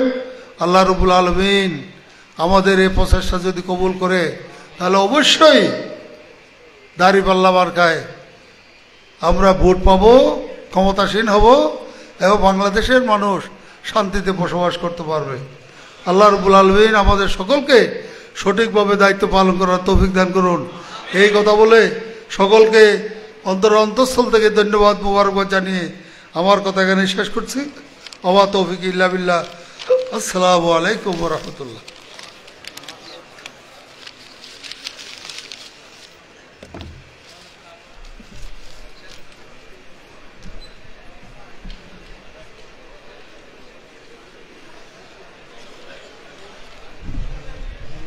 সম্মানিত উপস্থিতি, আজকের এই ইউনিট দায়িত্বশীল সমাবেশের সমাপনী বক্তব্য রাখছেন বাংলাদেশ শ্রমিক কল্যাণ ফেডারেশন চট্টগ্রাম মহানগরীর মহতারাম সভাপতি, কেন্দ্রীয় অ্যাসিস্ট্যান্ট সেক্রেটারি জেনারেল, বিশিষ্ট শ্রমিক নেতা জনাব এস.এম. লুৎফুর রহমান।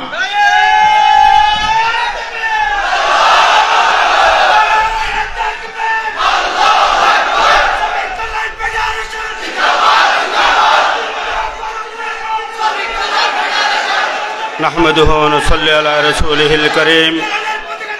আম্মা বাদ, ফাউযু বিল্লাহি মিনাশ শাইতানির রাজীম। বিসমিল্লাহির রহমানির রহিম। বাংলাদেশ শ্রমিক কল্যাণ ফেডারেশন চট্টগ্রাম মহানগরী কর্তৃক আয়োজিত আজকের এই দায়িত্বশীল সম্মানের সম্মানিত প্রধান অতিথি, সম্মানিত বিশেষ অতিথিবৃন্দ, সম্মানিত শ্রমিক নেতৃবৃন্দ, সাংবাদিক বন্ধুগণ, সম্মানিত আমার প্রিয় চলার পথের আসসালামু আলাইকুম ওয়া রাহমাতুল্লাহি ওয়া বারাকাতুহু। সম্মানিত বন্ধুগণ, বাংলাদেশের বৃহৎ শ্রমিক সংগঠন বাংলাদেশ শ্রমিক কল্যাণ ফেডারেশন চট্টগ্রাম মহানগরী আজকে তৃণমূল ইউনিট দায়িত্বশীলদেরকে নিয়ে ঐতিহাসিক ইঞ্জিনিয়ার্স ইনস্টিটিউশনে এই সম্মেলন আয়োজন করেছে। এই সম্মেলনে আজকে নেতৃবৃন্দ যারা উপস্থিত হয়েছেন এবং আপনারা যারা উপস্থিত হয়েছেন, সাংবাদিক বন্ধুদেরকে আমি এই সমাপনী মুহূর্তে মোবারকবাদ জানাচ্ছি। সংগ্রামী বন্ধুগণ, আমরা অনেক বক্তব্য শুনেছি। আমরা এই বক্তব্যগুলি আমাদের জীবনে চলার পথে, কর্মক্ষেত্রে, সংগঠন পরিচালনার ক্ষেত্রে আমরা কাজে লাগাবো এবং আজকে থেকে নতুনভাবে উদ্দীপনা নিয়ে ময়দানে ঝাঁপিয়ে পড়বো ইনশাআল্লাহ। সংগ্রামী বন্ধুগণ, জুলাই বিপ্লবোত্তর 1 বছর অতিবাহিত হচ্ছে। আমি উদ্বোধনী বক্তব্যে বলেছি, এখানে প্রশাসনের অনেক ভাইয়েরা আছেন, ডিজিএফআই, এনএসআই, পুলিশ প্রশাসন, সরকারের গোয়েন্দা বিভাগের বিভিন্ন ভাইয়েরা আছেন। আমরা যে লক্ষ্যে জুলাই উদ্বুত্থান করেছিলাম, যে লক্ষ্যে শ্রমিক ফারুক নিহত হয়েছে, যে লক্ষ্যে আমার ভাইয়েরা পঙ্গু হয়েছে, সেই দুর্নীতিমুক্ত শ্রমিক অঙ্গন এখনো আমরা প্রতিষ্ঠা করতে পারিনি। আজও ফ্যাসিস্ট আওয়ামী লীগের দূষররা শ্রমিক অঙ্গনের রন্ধ্রে রন্ধ্রে বসে রয়েছে, প্রশাসনের রন্ধ্রে রন্ধ্রে বসে রয়েছে। আমরা লক্ষ্য করছি ফ্যাসিবাদের দূষরদের, যারা ফ্যাসিবাদের সাথে ছিল, ফ্যাসিবাদের সাথে থেকে জুলাই উদ্বুত্থানের বিরোধিতা করেছিল, তাদেরকে নিয়ে ডিআরটিএতে নগর যাত্রী কল্যাণ কমিটি করা হয়। তাদেরকে নিয়ে আমাদের পুলিশ কমিশনার বৈঠক করেন। আজকে আমরা লক্ষ্য করছি বিভিন্ন রেল, বন্দর, তেল সেক্টরে আওয়ামী লীগের দূষররা বসে থেকে বিপ্লবের পক্ষে যারা ছিল তাদের বিরুদ্ধে কলম ধরছেন। আমরা এই মেসেজ দিতে চাই, চট্টগ্রাম মহানগরী শ্রমিক কল্যাণ ফেডারেশন শ্রমজীবী মানুষের প্রিয় কাফেলা।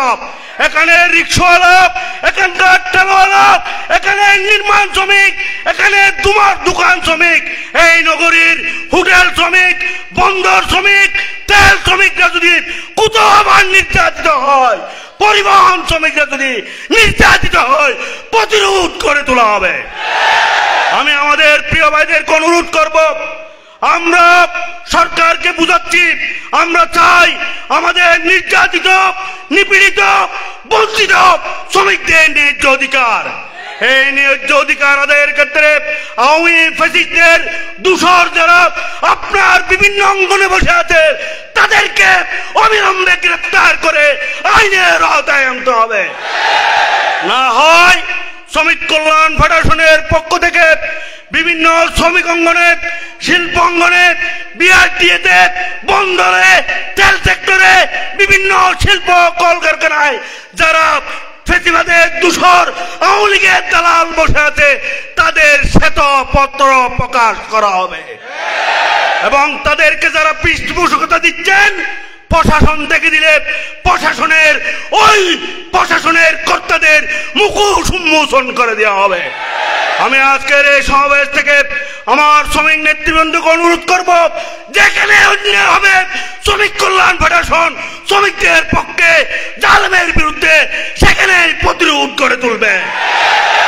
শ্রমিক কল্যাণ ফেডারেশনের কোন কর্মীকে অন্যায়ভাবে যদি কোনো পদক্ষেপ নেওয়া হয়, সেখানে গর্জে উঠবেন। পারবেন ইনশাআল্লাহ। আজকে থেকে চট্টগ্রাম মহানগরীতে কোন শ্রমিকের উপর নির্যাতন করতে দেওয়া হবে না। আজকে থেকে অবৈধ শাসক গোষ্ঠীর যারা দূষর বসে আছে, তাদের আঙ্গুল দেখাতে আর দেওয়া হবে না।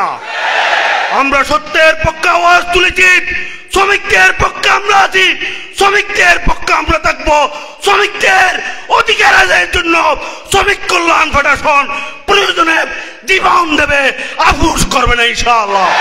সকলকে এই সংগ্রামে পাড়ায় পাড়ায়, মহল্লায় মহল্লায়, গ্যারেজে গ্যারেজে, টার্মিনালে টার্মিনালে, ফ্যাক্টরিতে, মিল কলকারখানায় শ্রমিক কল্যাণের পতাকা তলে ঐক্যবদ্ধ হওয়ার আহ্বান জানিয়ে আজকের সমাবেশ এখানেই সমাপ্তি ঘোষণা করছি।